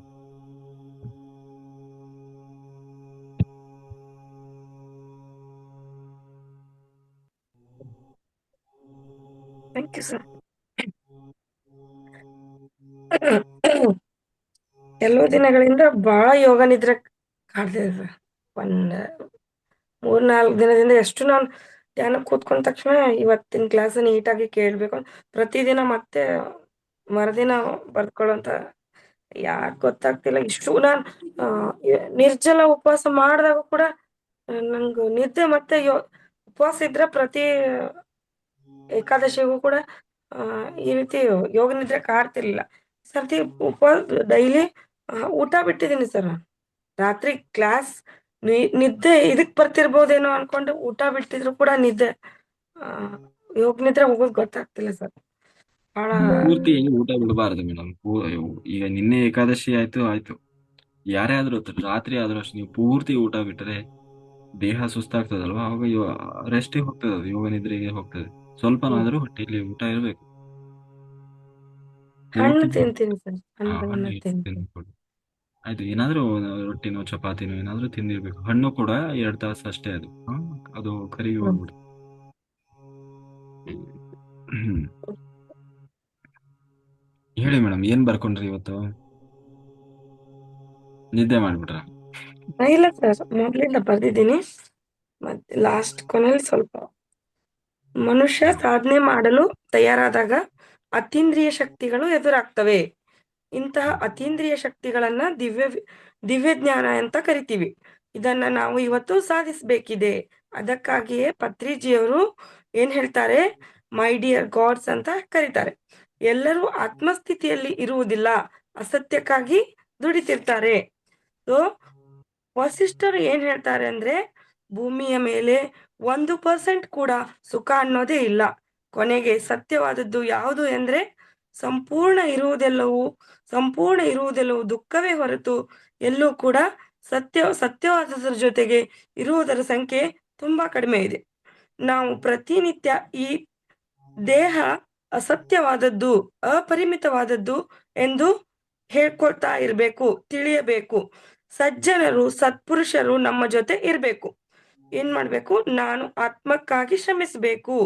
ಅದನ್ನೆಲ್ಲ ಮಾಡ್ಬೇಕಂದ್ರೆ ಸಜ್ಜನ ಸಾಂಗತ್ಯ ಮಾಡ್ಬೇಕು, ಸಜ್ಜನರ ಜೊತೆಗೆ ಸಹವಾಸ ಮಾಡ್ಬೇಕು, ಪ್ರತಿನಿತ್ಯ ಧ್ಯಾನ ಸಾಧನೆ ಮಾಡ್ತಾ ಹೋಗ್ಬೇಕು. ನಿರಂತರವಾದ ನಿಜವಾದ ಬುದ್ಧಿವಂತರಂದ್ರೆ ಯಾರು? ಎಲ್ಲೋ ಕೋಟಿಗೊಬ್ಬ ಮಾತ್ರ ನಮ್ಮ ತರಹ ಆತ್ಮಸ್ಥಿತಿಯಲ್ಲಿ ನೋಡ್ತಾರೆ, ಕೋಟಿಗೊಬ್ಬರು ಮಾತ್ರ ದೇಹ ಸ್ಥಿತಿಯಲ್ಲಿ ಇರೋದಿಲ್ಲ. ಈ ಒಂದು ನಾವು ಆತ್ಮಸ್ಥಿತಿಯನ್ನ ನೋಡಲು ಹೊರಟವರು ಕೋಟಿಗೊಬ್ಬರು ಮಾತ್ರ. ಅಲ್ಲಿ ಹೊರಟವರೆಲ್ಲರೂ ಕೂಡ ನನ್ನನ್ನ ನೋಡುವುದಿಲ್ಲ, ಅಖಿಲಾಂಡ ಕೋಟಿ ಬ್ರಹ್ಮಾಂಡ ನಾಯಕನನ್ನು ಪಡೆಯಲು ದುಡಿಯಬೇಕಿದೆ. ಭಜಗೋವಿಂದಂನಲ್ಲಿ ಏನ್ ಹೇಳ್ತಾರಂದ್ರೆ, ನಿನಗೆ ಇಷ್ಟೊಂದು ಹಣವಿದೆ, ಯೌವನವಿದೆ ಎಂದು ಬೀಗಬೇಡ, ಇರುವುದೆಲ್ಲ ಸತ್ಯವಲ್ಲ, ಇದು ಮಾಯಾಲೋಕ. ದನ ಯಾವಾಗಲೂ ದುಃಖಿಯನ್ನ ನೋಡುವುದಿಲ್ಲ. ಮಾನವರು ಸಹಜವಾಗಿ ಹೆಣ್ಣಿನ ರೂಪವನ್ನ, ಲಾವಣ್ಯವನ್ನ ನೋಡಿ ಈ ಸತ್ಯವನ್ನ ಪ್ರತಿದಿನ ಮನನ ಮಾಡ್ಬೇಕು. ಸಜ್ಜನ ಸಾಂಗತ್ಯ ಎನ್ನುವುದು ನಿನ್ನನ್ನು ಭವಸಾಗರವನ್ನ ದಾಟಿಸುವುದು. ಭಾಗವತದಲ್ಲಿ ಇದು ಬರ್ತದೆ. ಋಷಭನಾಥರು ಹೇಳ್ತಾರೆ, ನನ್ನ ಉದ್ಧಾರಕ್ಕಾಗಿ ಯಾರು ಸಹಾಯ ಮಾಡಲಿಲ್ಲ ಅಂತವರು ಬಾಂಧವರಲ್ಲ. ನನ್ನ ಆತ್ಮ ಉದ್ಧಾರಕ್ಕಾಗಿ ಯಾರು ಸಹಾಯ ಮಾಡಲಿಲ್ಲ ಅಂತವರು ತಂದೆ ಅಲ್ಲ. ನನ್ನ ಆತ್ಮ ಉದ್ಧಾರಕ್ಕಾಗಿ ಯಾರು ಸಹಾಯ ಮಾಡಲಿಲ್ಲ ಅವರು ನಿಜವಾದ ತಾಯಿ ಅಲ್ಲ. ನನ್ನ ಆತ್ಮ ಉದ್ಧಾರಕ್ಕಾಗಿ ಯಾರು ಸಹಾಯ ಮಾಡಲಿಲ್ಲ ಅವರು ನಿಜವಾದ ಗುರುಗಳಲ್ಲ. ನನ್ನ ಆತ್ಮ ಉದ್ಧಾರಕ್ಕಾಗಿ ಯಾರು ಸಹಾಯ ಮಾಡಲಿಲ್ಲ ಅವರು ನಿಜವಾದ ಬಾಂಧವರಲ್ಲ ಅಂತ ಹೇಳ್ತಾರೆ. ಯಾರು ನಿಜವಾದ ಆತ್ಮ ಉದ್ಧಾರಕ್ಕಾಗಿ ಸಹಾಯ ಮಾಡ್ತಾರೋ ಅವರೇ ನಮ್ಮ ನಿಜವಾದ ತಂದೆ, ತಾಯಿ, ಗುರು, ಬಂಧು, ಬಾಂಧವರು. ಸೊ ಗುರುಗಳು ಲೌಕಿಕತೆಯನ್ನ, ಕೆಲವೊಂದು ಗುರುಗಳು ಏನ್ ಮಾಡ್ತಾರೆ ಇವತ್ತಿನ ದಿನ, ಲೌಕಿಕತೆಯನ್ನ ಹೇಳ್ಕೊಡೋರಿದ್ದಾರೆ. ಎಲ್ಲೂ ಕೂಡ ಆತ್ಮ ಉದ್ಧಾರಕ್ಕಾಗಿ ಪಾಠಗಳನ್ನ ಹೇಳ್ಕೊಡೋದಿಲ್ಲ. ಶಂಕರಾಚಾರ್ಯರು ಏನ್ ಹೇಳ್ತಾರಂದ್ರೆ, ನಾನು ಯಾರು, ಎಲ್ಲಿಂದ ಬಂದಿದ್ದೇನೆ ಎಂದು ಮೊದಲು ತಿಳಿಯಬೇಕು. ಆತ್ಮ ಸಾಕ್ಷಾತ್ಕಾರಕ್ಕಾಗಿ ಎಲ್ಲರೂ ದುಡಿಯಬೇಕು. ಎಷ್ಟು ಸಾಧ್ಯವಾಗ್ತದೆ ಅಷ್ಟು ಸಮಯ ಸಜ್ಜನ ಸಾಂಗತ್ಯದಲ್ಲಿ ತೊಡಗಬೇಕು. ಎಷ್ಟು ಸಾಧ್ಯವಾಗ್ತದೆ ಅಷ್ಟು ಸಮಯ ಧ್ಯಾನದಲ್ಲಿ ಕಳಿಬೇಕು, ಜ್ಞಾನವನ್ನ ಪಡೆಯಬೇಕು. ನಾನು ಆತ್ಮಸ್ಥಿತಿಯನ್ನ ಹೊಂದಿದವನಾಗ್ಬೇಕು. ಸಾಧಕರಲ್ಲಿ ಒಟ್ಟು 3 ಜನ ಸಾಧಕರು ಬರ್ತಾರೆ. ಯಾರು ಅಂತಹ ಸ್ಥಿತಿಯಲ್ಲೂ ಕೂಡ ಕ್ಲಾಸ್ ಮಾಡ್ತಾರೆ ಮತ್ತು ಯಾರು ಎಂತ ಸ್ಥಿತಿಯಲ್ಲಿ ಇದ್ರೂ ಕೂಡ ನಾನಾಗ್ಲೇ ಕ್ಲಾಸ್ ಅನ್ನ ಮಾಡ್ತೀನಿ ಅಂತ ಕೇಳಿ ಮುಂದೆ ಬರ್ತಾರೆ. ಇನ್ನೊಬ್ರು 24 ಗಂಟೆಯಲ್ಲಿ ಹೆಚ್ಚು ಇಷ್ಟ ಬರ್ದಿದ್ದು ಸರ್, ಮುಂದೆ ಯೋಗ ನಿದ್ರೆ ಓದಿದ್ದು. ಓಕೆ ಓಕೆ ಮೇಡಮ್, ಸಾರಿ. ಬರ್ಕೊಳ್ಳಿ. ಇನ್ನು ನೀವು ಮೊನ್ನೆ ಕಳಿಸಿದ್ರಿ ಆ ಬರೋದು, ಬಟ್ ಅದು ಅಷ್ಟು ಇನ್ನೂ ಬೇಕಾದಷ್ಟು ವಿಷಯ ಇದೆ, ನೀವು ತುಂಬಾ ಕಡಿಮೆ ಬರ್ಕೊಂಡ್ರಿ. ಹೌದಾ ಸರ್? ಓಕೆ ಮೇಡಮ್, ಸರಿ ಥ್ಯಾಂಕ್ ಯು. ಸರ್, ನಾನು ಮತ್ತೆ ಚೆನ್ನಾಗಿ ಬರೆಯಕ್ಕೆ ಪ್ರಯತ್ನ ಮಾಡ್ತೀನಿ. Thank you sir. ನೋಡಿ, ಅರುಣ ಮಾಸ್ಟರ್ ಹೇಳ್ತಾರೆ, ನೋಡಿ ಅವ್ರು ನೋಡಿ ಕಲ್ಕೊಳ್ರಿ. ಏನಿಲ್ಲ ಸರ್, ನಾನು ಸುಮಾರಾಗೆ ಬರ್ದಿದ್ದೀನಿ, ಹೇಳ್ತೀನಿ. ಹೇಳಿ. ಇದು ಸರ್, ದಿನ ಏಕಾದಶಿ ಮಾಡ್ಬೇಕು ಅಂದ್ರೆ ನಂಗೆ ಸರಿಯಾಗಿ ಅರ್ಥ ಆಗ್ಲಿಲ್ಲ ಸರ್. ಅದೇ ಏಕಾದಶಿ ಅಂದ್ರೆ ನಮ್ಮ ಇಂದ್ರಿಯಗಳನ್ನ ನಿಯಂತ್ರಣದಲ್ಲಿ ಇಟ್ಕೊಳ್ಬೇಕು, ಅದೇ ಏಕಾದಶಿ. 11 ಇಂದ್ರಿಯಗಳು ಅಂತಂದ್ರೆ ಪಂಚೇಂದ್ರಿಯಗಳು, ಪಂಚೇಂದ್ರಿಯಗಳು 5 ಪಂಚೇಂದ್ರಿಯಗಳು, 5 ಕರ್ಮೇಂದ್ರಿಯಗಳು, ಮತ್ತೆ 11ನೇದು ಮನಸ್ಸು. ಅವುಗಳನ್ನ ನಿನ್ನೆ ಮೊನ್ನೆ ಎಲ್ಲ ಹೇಳಿದ್ರಲ್ವ, ಅತೀಂದ್ರಿಯ ಏನು ಅರಿಷಡ್ ವರ್ಗಗಳು, ಅವನ್ನೆಲ್ಲ ಹೇಗೆ ನಿಯಂತ್ರಣ ಮಾಡಬೇಕು. ಕಣ್ಣು, ಕಿವಿ, ಮೂಗು, ಬಾಯಿ, ನಮ್ಮ ನಾಲಿಗೆ, ಚರ್ಮ, ಇವುಗಳನ್ನೆಲ್ಲ ಲೌಕಿಕವಾಗಿರುವ ಕಡೆಗೆ ಸೆಳೆತ ಆಗದ ಹಾಗೆ, ಆದಷ್ಟು ಆಧ್ಯಾತ್ಮಿಕ ಕಡೆಗೆ ಸೆಳೆತ ಇರುವ ಹಾಗೆ ಅವುಗಳನ್ನು ನಾವು ನೋಡ್ಕೊಳ್ಬೇಕು ಅಷ್ಟೇ. ಎಲ್ಲಿಯೋ ಲೌಕಿಕತೆಯ ಕಡೆಗೆ ಎಳಿತಾ ಇದೆಯಾ, ಅಲ್ಲಿ ಅದನ್ನ ಮ್ಯೂಟ್ ಮಾಡ್ಬೇಕು, ಅವಾಗ ಸ್ಟಾಪ್ ಮಾಡ್ಬೇಕು. ಅದೇ ನಿಯಂತ್ರಣ ಮಾಡೋದು ಅಂದ್ರೆ ಅದೇ. ಅದು ಸಂಪೂರ್ಣವಾಗಿ ಅದನ್ನ ಮನಸ್ಸು ಅಷ್ಟೇ. ಮನಸ್ಸು ಏನು ಯೋಚನೆ ಮಾಡ್ತಾ ಇರ್ತದೆ, ಏನನ್ನ ಅದು ಆಲೋಚನೆ ಮಾಡ್ತಾ ಇರ್ತದೆ, ಯಾವುದರ ಕಡೆಗೆ ಅದು ಗಮನ ಹರಿಸ್ತಾ ಇದೆ ಅನ್ನುವುದನ್ನು ನಾವು ನಿಯಂತ್ರಣ ನೋಡ್ತಾ ಅಬ್ಸರ್ವ್ ಮಾಡ್ತಾ ಇರ್ಬೇಕು ಯಾವಾಗ್ಲೂ. ಒಳ್ಳೆಯ ರಾತ್ರಿ ಕೇಳಿದ ಜ್ಞಾನವನ್ನ, ಇನ್ನೊಂದು ಯಾವುದೋ ಕ್ಲಾಸ್ ಕೇಳಿದ್ದನ್ನ, ಅದನ್ನೇ ಜಾಸ್ತಿ ಜಾಸ್ತಿ ಚಿಂತನೆ ಅಡಿಗೆ ಮಾಡ್ತಾ ಇರ್ತೀರಿ. ಅವಾಗ ಇಂಥ ಕ್ಲಾಸ್ಗಳನ್ನ ಹಾಕೊಂಡು ಮತ್ತೆ ಕೇಳ್ತಾ ಇರ್ಬೇಕು ಸುಮ್ಮನೆ. ಯಾವತ್ತೋ ನಡೆದ ಕ್ಲಾಸ್ಗಳಲ್ಲಿ ಎಷ್ಟೋ ಜನ ಹಾಗೆ ಮಾಡ್ತಾ ಇದ್ದಾರೆ. ನಮ್ಮ ತರಗತಿಯಲ್ಲೇ ನಾವು ಹಾಕಿರ್ತೀವಲ್ವಾ, ಅದನ್ನ ಮತ್ತೆ ಬೆಳಿಗ್ಗೆ ಅವ್ರು ಕೆಲಸ ಮಾಡುವಾಗ 2-3 ಸಾರಿ ಕೇಳೋರಿದ್ದಾರೆ. ಹಾಗೆ ಮತ್ತೆ ಮತ್ತೆ ಮತ್ತೆ ಮನನ ಮಾಡಬೇಕು. ಅವಾಗ ಏನಾಗ್ತದೆ, ಅದು ಅದಕ್ಕಾಗಿ ಅಂತ ನೀವೇನು ಸಮಯ ಕೊಡ್ಬೇಕಾಗಿಲ್ಲ. ನಿಮ್ ಕೆಲಸ ಮಾಡ್ತಾ ಕೇಳ್ಕೊಂತ ಹೋಗು. ಅವಾಗ ಮನಸ್ಸು ಬೇರೆ ಕಡೆ ಹೋಗೋದಿಲ್ಲ, ಏನು ಅದೇ ಕಡೆಗೆ ನಮ್ಮ ಗಮನ ಹರಿತಾ ಇರ್ತದೆ. ಹಾಗೆ ಆ ರೀತಿಯಾಗಿ ನಾವು ನಮ್ಮ ಅದೇ ಏಕಾದಶಿ 11 ಏಕಾದಶಿ ಮನಸ್ಸನ್ನ ನಿಗ್ರಹಿಸ್ಬೇಕು. ಹ್ಮ್. ಮನಸ್ಸನ್ನ ಈ ಕಡೆಗೆ ಇದ್ರ ಕಡೆ ತಗೊಂಡ್ಬರ್ಬೇಕು. ಆಧ್ಯಾತ್ಮ ಲೌಕಿಕದ ಆತ್ಮ ಕಡೆ ಬಿಟ್ಟು, ಪ್ರಾಪಂಚಿಕದ ಕಡೆ ಬಿಟ್ಟು ಆಧ್ಯಾತ್ಮದ ಕಡೆ ತಗೊಂಡ್ಬರ್ಬೇಕು. ಅದು ಆ ನಿಗ್ರಹನೇ ಅಂದ್ರೆ ಇದನ್ನ ಅಂತ ಹೇಳ್ತೀನಿ. ಅದೇ ಏನು ಬರೀ ಮನಸ್ಸು ಅಲ್ಲ, ಮನಸ್ಸು 11ನೇ ಇಂದ್ರಿಯ. ಕಣ್ಣು, ಕಿವಿ, ಮನಸ್ಸು ಒಂದು ಕಂಟ್ರೋಲ್ ಬಂತು ಅಂದ್ರೆ ಎಲ್ಲ ಕಂಟ್ರೋಲ್ ಬಂದಂಗೆ. ಎಲ್ಲವೂ ಕಂಟ್ರೋಲ್ ಬರ್ತದೆ. ಹಾಗೆ ನಯನ ಏನ್ ಹೇಳಿದ್ರಲ್ಲ ಮೊನ್ನೆ ನೀವು, ನಯನ ಏನು ಅಂತ ಮೇನಾಗಿ ಕಣ್ಣೇ ಬಹಳ ಡೇಂಜರು. ಕಣ್ಣು ನೋಡಿದ್ದೆಲ್ಲ ಬಯಸ್ತದ ಕಣ್ಣು. ಹಂಗೆ ಇಲ್ಲಿ ಮನಸ್ಸನ್ನ ಕಂಟ್ರೋಲ್ ಮಾಡಿದ್ರೆ ಎಲ್ಲಾ ಇಂದ್ರಿಯಗಳನ್ನ ಕಂಟ್ರೋಲ್ ಮಾಡುವ ಮೇನ್ ಮನಸ್ಸು. ಇದು ಬರ್ಕೊಂಡಿರೋದು ಸರ್ ಇವತ್ತು ಅತೀಂದ್ರಿಯ ಜ್ಞಾನ ಅಥವಾ ಶಕ್ತಿ ಬಗ್ಗೆ.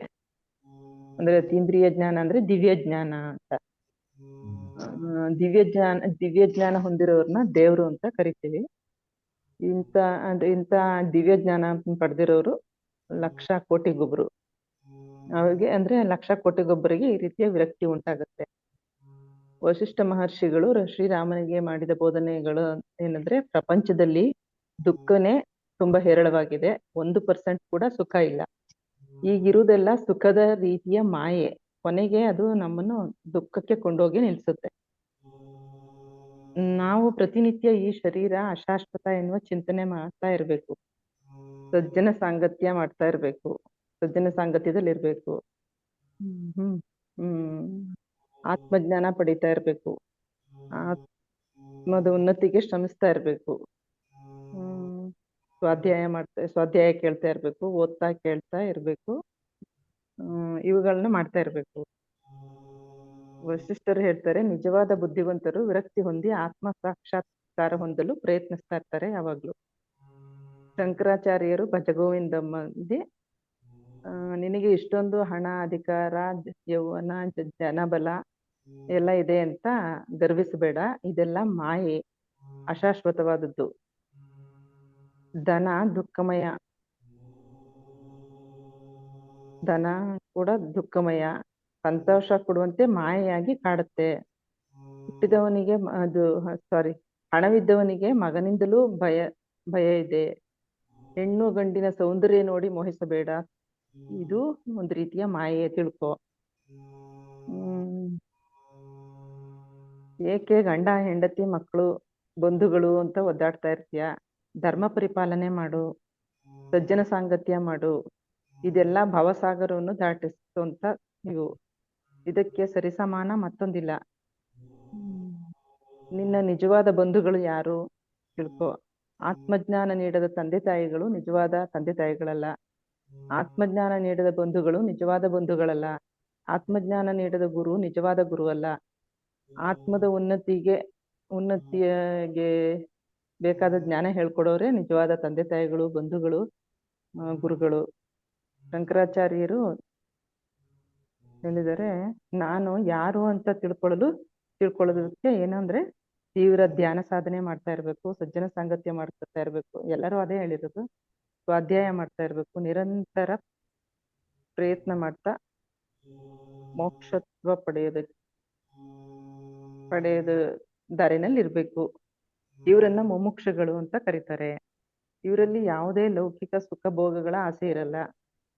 ಯಾವುದೇ ಜಾತಿ, ಮತ, ಕುಲ, ಭೇದ ಇವೆಲ್ಲ ಇರಲ್ಲ. ಇವರು ಹಂತ ಹಂತವಾಗಿ ಮೇಲೇರ್ತಾ ಇರ್ತಾರೆ. ಅಹಂಕಾರ ಇಲ್ಲ, ಯಾರಿಗೂ ಅಪಕಾರ ಮಾಡಲ್ಲ, ಯಾವುದಕ್ಕೂ ನೋವು ಉಂಟು ಮಾಡ್ಕೊಳ್ಳಲ್ಲ.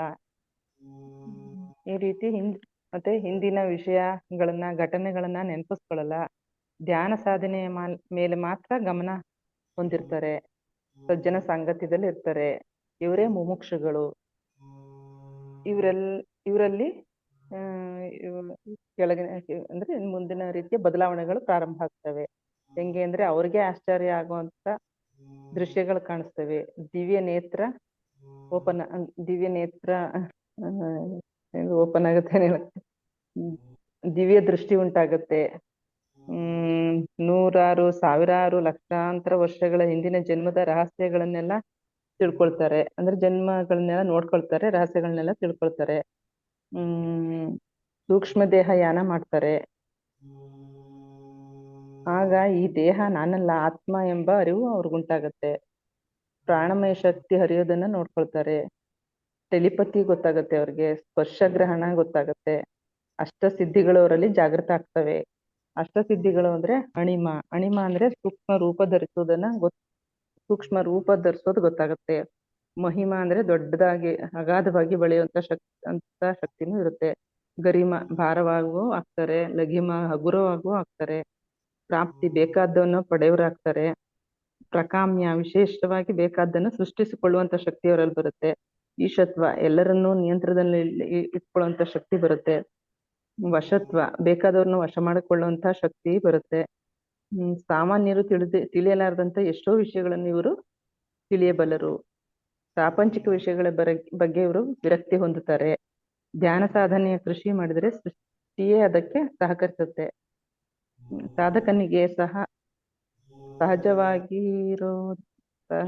ಸಾಧಕನಿಗೆ ಸಹಜವಾಗಿ ದಿವ್ಯ ದೃಷ್ಟಿ, ದಿವ್ಯ ಜ್ಞಾನ ಜಾಗೃತವಾಗ್ತಾ ಹೋಗ್ತದೆ. ಇಷ್ಟು ಬರ್ಕೊಂಡಿದ್ದೀನಿ ಸರ್. ಇನ್ನೂ ಚೆನ್ನಾಗಿ ಬರ್ಕೊಳ್ಬಹುದು. ಹೋಗ್ತಾ ಇನ್ನೂ ಉತ್ತಮಗೊಳಿಸ್ಕೋಬಹುದೇನೋ ಸರ್. ಚೆನ್ನಾಗಿ ಬರ್ಕೊಂಡಿದ್ದೀರಿ ಮೇಡಮ್. ಚಪ್ಪಾಳೆ ಶರಣ ಮೇಡಮ್ಗೆ ಜೋರಾದ ಚಪ್ಪಾಳೆ. Thank you madam. Divya master ಮಾತಾಡಿ. ನಮಸ್ತೆ ಸರ್. ನಮಸ್ತೆ ಸರ್, ನಿನ್ನೆ ನೀವು ಕ್ಲಾಸಲ್ಲಿ ಅರಿಷಡ್ ವರ್ಗಗಳನ್ನು ಸಾಧನೆಯಲ್ಲಿ ಹೇಗೆ ಬೆಳೆಸಿಕೊಳ್ಳಬೇಕು ಈ ಟಾಪಿಕ್ ಹೇಳಿದಿರಾ. ಅಂದ್ರೆ ಕಾಮ ಅಂದ್ರೆ ಮೋಕ್ಷ ಬೇಕು ಎನ್ನುವ ಕಾಮ ಇರಬೇಕು. ಕ್ರೋಧ ಅಂದ್ರೆ ಮೋಕ್ಷವೇ ಬೇಕು ಎನ್ನುವ ಕಾಮ ಇರಬೇಕು. ಕ್ರೋಧ ಅಂದ್ರೆ ಜಡತ್ವ ಅಥವಾ ಆಲಸ್ಯದ ಮೇಲೆ ಕ್ರೋಧ ಇರಬೇಕು. ಲೋಭ ಅಂದ್ರೆ ಆಡುವ ಮಾತಿನಲ್ಲಿ ಲೋಭ ಇರಬೇಕು. ಮೋಹ ಅಂದ್ರೆ ಜ್ಞಾನ ಸಂಪಾದನೆಯಲ್ಲಿ ಮೋಹ ಇರಬೇಕು. ಮದ ಹೇಳಲಿಲ್ಲ ಸರ್. ನೆಕ್ಸ್ಟ್ ಮತ್ಸರಕ್ಕೆ ಹೋಗಿದ್ದೀರಾ. ಬೇರೆಯವರ ಸಾಧನೆಯನ್ನು ಕಂಡು ಹೊಟ್ಟೆ ಕಿಚ್ಚು ಇರಬೇಕು. ಮದ ಅಂದ್ರೆ ನನ್ನಲ್ಲಿ ಶಕ್ತಿ ಇದೆ, ಬಲ ಇದೆ ಅನ್ನೋದು ಮದ ಸರ್. ಅದನ್ನ ನಾವು ಹೇಗೆ ಯೂಸ್ ಮಾಡ್ಕೊಂಡು ಹಿಂಗೆ ಜ್ಞಾನದ ಮದ ಇರಬೇಕು. ಜ್ಞಾನ ಹೆಚ್ಚು ಸಂಪಾದನೆ, ಹೆಂಗೆ ಹೆಚ್ಚು ಶಕ್ತಿ, ಹೆಚ್ಚು ದುಡ್ಡು, ಹೆಚ್ಚು ಹಣ ಸಂಪಾದನೆ ಮಾಡ್ಬೇಕನ್ನೋ ಮದ ಇರ್ತದಲ್ವಾ. ಸೊ ಅದನ್ನ ಜ್ಞಾನಕ್ಕೆ, ಆತ್ಮಜ್ಞಾನ ಸಂಪಾದನೆಯಲ್ಲಿ ತೋರಿಸ್ಬೇಕದು. ಹೆಚ್ಚು ಹೆಚ್ಚು ಹೆಚ್ಚು ಜ್ಞಾನ ತೋರಿಸ್ಬೇಕು. ಆದರೆ ಅದನ್ನ ಅಹಂಕಾರ ವ್ಯಕ್ತಪಡಿಸಬಾರದು ಅಷ್ಟೇ. Thank you.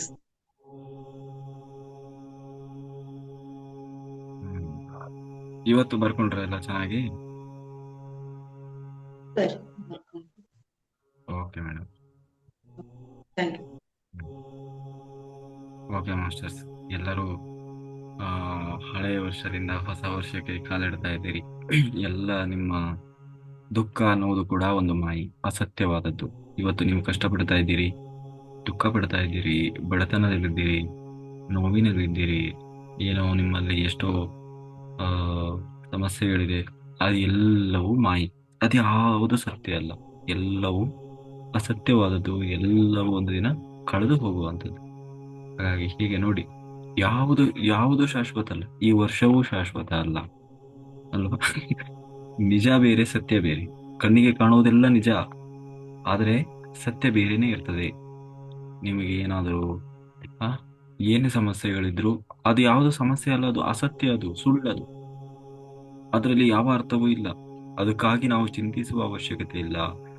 ನಾವು ಚಿಂತನೆ ಮಾಡಲೇಬೇಕಾದದ್ದು ಯಾವುದರ ಬಗ್ಗೆ? ಕೇವಲ ನನ್ನ ಆತ್ಮದ ಬಗ್ಗೆ. ಕೇವಲ ಕೇವಲ ಕೇವಲ ಕೇವಲ ಕೇವಲ ಕೇವಲ ಆತ್ಮದ ಬಗ್ಗೆ ಮಾತ್ರ ವಿಚಾರ ಮಾಡ್ತಾ ಇರಬೇಕು, ವಿಚಾರ ಮಾಡ್ತಾ ಇರಬೇಕು ನಿತ್ಯ ನಿರಂತರವಾಗಿ.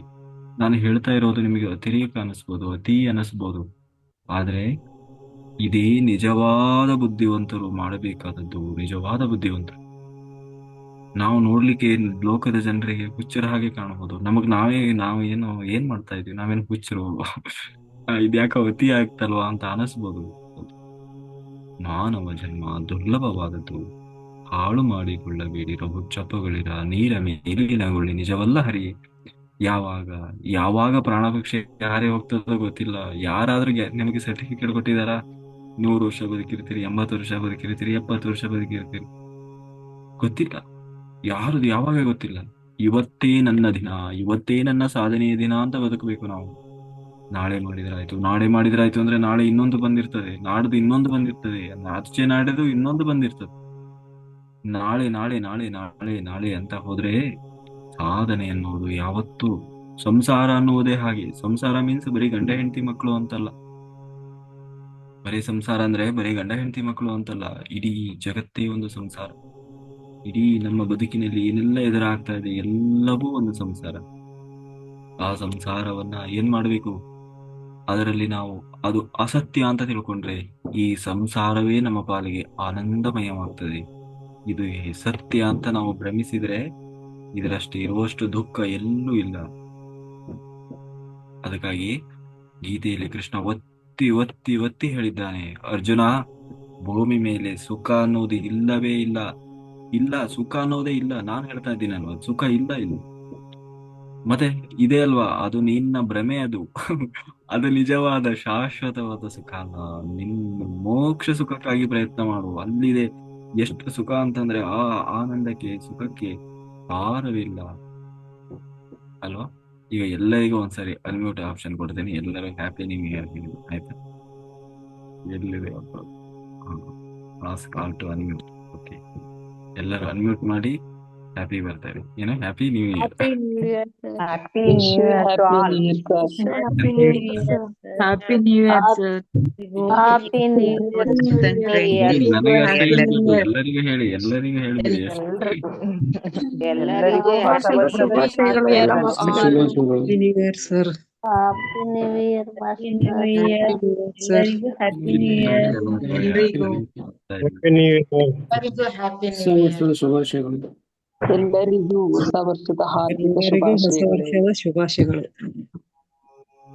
ಎಲ್ರಿಗೂ ಹಾರ್ದಿಕವಾದ ಹೊಸ ವರ್ಷದ ಶುಭಾಶಯಗಳು. ಭಾರತೀಯ ಪದ್ಧತಿಯಲ್ಲಿ ಇದಲ್ಲಲ್ಲ ಗುರುದೇವ. ಯಾವ ಪದ್ಧತಿನಾರು ಆಗ್ಲಿ, ಅಲ್ಲ ಸರಿ, ಆದ್ರೂ ಕೂಡ ನಮ್ದು ನಾಡ್ದು ಇದಕ್ಕೆ ಬರ್ತೇವೆ, ಯುಗಾದಿಗೆ ಅಲ್ವಾ? ಆಯ್ತು, ಅವಾಗ ಒಂದ್ಸರಿ ವಿಶ್ ಮಾಡಿದ್ರೆ ಅದು ಕಳ್ಕೊಳ್ಳೋದೇ. ನಾನು ಆಗ ಹೇಳ್ತೇನೆ. ಅದೇ, ನಾವು ಆ ಮೋಹ ಇರಬಾರ್ದು. ಮೋಹವೂ ಬೇಡ ನಮಗೆ ಅಲ್ವಾ? ಎಲ್ಲರಿಗೂ ಹೊಸ ವರ್ಷದ ಶುಭಾಶಯಗಳು. ಮೇಡಮ್ ಖುಷಿ ಅಂತ ಹಾಕಿದಾರೆ, ಹಂಗಂದ್ರೆ ಶುಭಾಶಯ ಅಂತ ಯಾವ ತರ? ಶ್ವೇತಾ ಮೇಡಮ್ ಖುಷಿ ಅಂತ ಇದ್ ಮಾಡಿದ್ದಾರೆ, ಹಂಗಂದ್ರೆ ಏನು? ಎಲ್ಲಾರು ಶುಭಾಶಯಗಳು ಅಂತ ಹೇಳ್ತಾ ಇದ್ರೆ ಇವ್ರು ಖುಷಿ ಅಂತ ಹಾಕಿದ್ದಾರೆ, ಏನಂತ ಅಂತ. ಅವರೇ ಹೇಳ್ಬೇಕಪ್ಪ. ಅದೇ ಹೇಳ್ಬೇಕು, ಅವರೇ ಬೇರೆ ತರ ವಿಶ್ ಮಾಡ್ತಾ ಇದಾರೆ. ಹಂಗಂದ್ರೆ ಏನ್ ಮಾಸ್ಟರ್? ಶ್ವೇತಾ ಮಾಸ್ಟರ್ ಹೇಳಿ, ನಮ್ಗೂ ತಿಳ್ಕೊಳ್ಳೋಣ. ನಮಸ್ತೆ ಮಾಸ್ಟರ್, ನಮಸ್ತೆ ಸರ್. ಏನಿಲ್ಲ ಅಂದ್ರೆ ನಮಸ್ತೆ. ವಿಶ್ ಮಾಡೋದು ಕೂಡ ಸಂತೋಷ, ಖುಷಿ ಅಂತ ಹೇಳಿದೆ. ಅವರು ಅಂದ್ರೆ ನಮ್ಮಲ್ಲಿ ಇದು ಬೇಕಾ ಬೇಡ ಅನ್ನೋದಕ್ಕಿಂತ ಖುಷಿ, ಆನಂದ ಅಂದ್ರೆ ಪರಬ್ರಹ್ಮನಿಂದ ಬರ್ತಾ ಇರೋ ಆ ಆನಂದನ ಹೇಗೆಲ್ಲ ಬರುತ್ತೆ, ಆ ಅದನ್ನ ಆ ಆನಂದನ ತಗೊಳ್ಳೋಣ. ಆ ಆನಂದ ಬರ್ತಿರೋದೇ ಪರಬ್ರಹ್ಮನಿಂದ. ಆ ಆನಂದವನ್ನ ಸವಿಯೋಣ ಅಂತ ಹೇಳಿದೆ. ಅದಕ್ಕೆ ಖುಷಿಗೆ ಅಂತ ಹಾಕ್ದೆ madam. Hmm okay madam, thank you. ಅದಕ್ಕೆ ದೇವಕಿ ಆನಂದೋ ಬ್ರಹ್ಮ. ಇನ್ನೂ ಹೊರತಂದಿಲ್ಲ. ಸರ್ ಕಡೆಯಿಂದ ಶಾಸ್ತ್ರ ಆನಂದೋ ಬ್ರಹ್ಮ. ಶಾಸ್ತ್ರ, ಸಂಪ್ರದಾಯ, ಜಾತಿ, ಲಿಂಗ, ಧರ್ಮ ಎಲ್ಲ ಅಸತ್ಯವಾದದ್ದು. ಅದರಿಂದ ಹೊರಗೆ ಬರ್ಬೇಕು ನಾವು. ಎಲ್ಲ ಅಸತ್ಯ. ನಾವು ಸತ್ಯವನ್ನ ಮಾತ್ರ ಆಶ್ರಯಿಸಬೇಕು. ಇವಾಗ ನೀವು ಈ ಜಾತಿಯಲ್ಲಿ ಹುಟ್ಟಿದ್ದೀರಿ, ಹೋದ ಜನ್ಮದಲ್ಲಿ ಇದೇ ಜಾತಿಯಲ್ಲಿ ಹುಟ್ಟಿದ್ರಾ? ಅದ್ರ ಹಿಂದಿನ ಜನ್ಮದಲ್ಲಿ ಇದೇ ದೇಶದಲ್ಲಿ ಹುಟ್ಟಿದ್ರಾ? ಅದ್ರ ಹಿಂದಿನ ಜನ್ಮದಲ್ಲಿ ಇದೇ ಊರಲ್ಲಿ ಹುಟ್ಟಿದ್ರಾ? ಅದ್ರ ಹಿಂದಿನ ಜನ್ಮದಲ್ಲಿ ಇದೇ ಸಂಪ್ರದಾಯದಲ್ಲಿ ಹುಟ್ಟಿದ್ರಾ? ಈ ಮುಸ್ಲಿಂ ಆಗಿರ್ಬೋದು, ಕ್ರಿಶ್ಚಿಯನ್ ಆಗಿರ್ಬೋದು, SC ಆಗಿರ್ಬೋದು, ST ಆಗಿರ್ಬೋದು, ಬ್ರಾಹ್ಮಣ ಆಗಿರ್ಬೋದು, ಲಿಂಗಾಯತ ಆಗಿರ್ಬೋದು, ಕುರುಬ ಆಗಿರ್ಬೋದು, ಇನ್ಯಾವುದ ಆಗಿರ್ಬೋದು, ವಿದೇಶದಲ್ಲಿ ಹುಟ್ಟಿರ್ಬೋದು, ಗೌಡ್ರೆ ಗೌಡ್ರ ಆಗಿರ್ಬೋದು,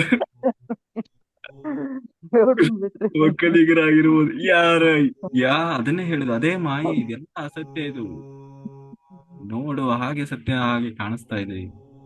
ಎಲ್ಲರೂ ಎಲ್ಲವನ್ನ ದಾಟಿದವರೇ. ಎಲ್ಲರೂ ಎಲ್ಲವನ್ನ ದಾಟಿ ಎಲ್ಲ ಅನುಭವಗಳನ್ನು ತಗೊಂಡು. ಹಾಗಾಗಿ ಆ ಮೋಹ ಬೇಡ ನಮಗೆ. ನಮ್ಮ ಮೋಹ ಇರ್ಬೇಕು. ಯಾವುದು ಬೇಕು? ಭಗವಂತನೇ ಬೇಕು ಅನ್ನುವ ಮೋಹ ಇರ್ಬೇಕು. ಬೇರೆ ಏನು ಬೇಡ. ಬೇರೆ ಏನು ಬೇಡ. ಹಂಗಾಗಿ ಎಲ್ಲರಿಗೂ 2026 ಅನ್ನುವ ಒಂದು ಹೊಸ ವರ್ಷ, ಅದು ಇಡೀ ನಿಮ್ಮ ಬದುಕನ್ನ, ನಿಮ್ಮ ಆತ್ಮಸ್ಥಿತಿಯನ್ನ, ನಿಮ್ಮ ಆತ್ಮವನ್ನ ಉನ್ನತಿ ಮಾಡುವ ಒಂದು ಒಳ್ಳೆಯ ವರ್ಷ ಆಗಲಿ. ನಿಮ್ಮ ಜೊತೆಗೆ ನಾವು ಕೂಡ ನಮ್ಮ ಆತ್ಮವನ್ನು ಇನ್ನೂ ಉನ್ನತಿ ಮಾಡ್ಕೊಳ್ಳೋಣ. ಆಯ್ತಾ? ನೀವು ಕೂಡ ಎಲ್ಲರೂ ಕೇವಲ ಆತ್ಮಕ್ಕಾಗಿ ಅಂತ ಶ್ರಮಿಸಿ.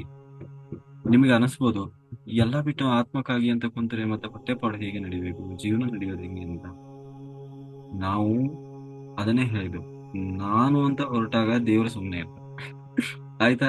ನಿಂದ ನೀನೇ ನೋಡ್ಕೊಂತೀಯ, ಆಯ್ತು ನೋಡ್ಕೊ ಅಂತ ಸುಮ್ಮನೆ ಇರ್ತಾನೆ. ಇಲ್ಲ, ಅನನ್ಯ ಚಿಂತೆಯಂತೋ ಮಾಂ ಯೇ ಜನಾ ಪರ್ಯುಪಾಸತೆ ತೇಷಾಂ ನಿತ್ಯಾಭಿಯುಕ್ತಾನಾಂ ಯೋಗಕ್ಷೇಮಂ.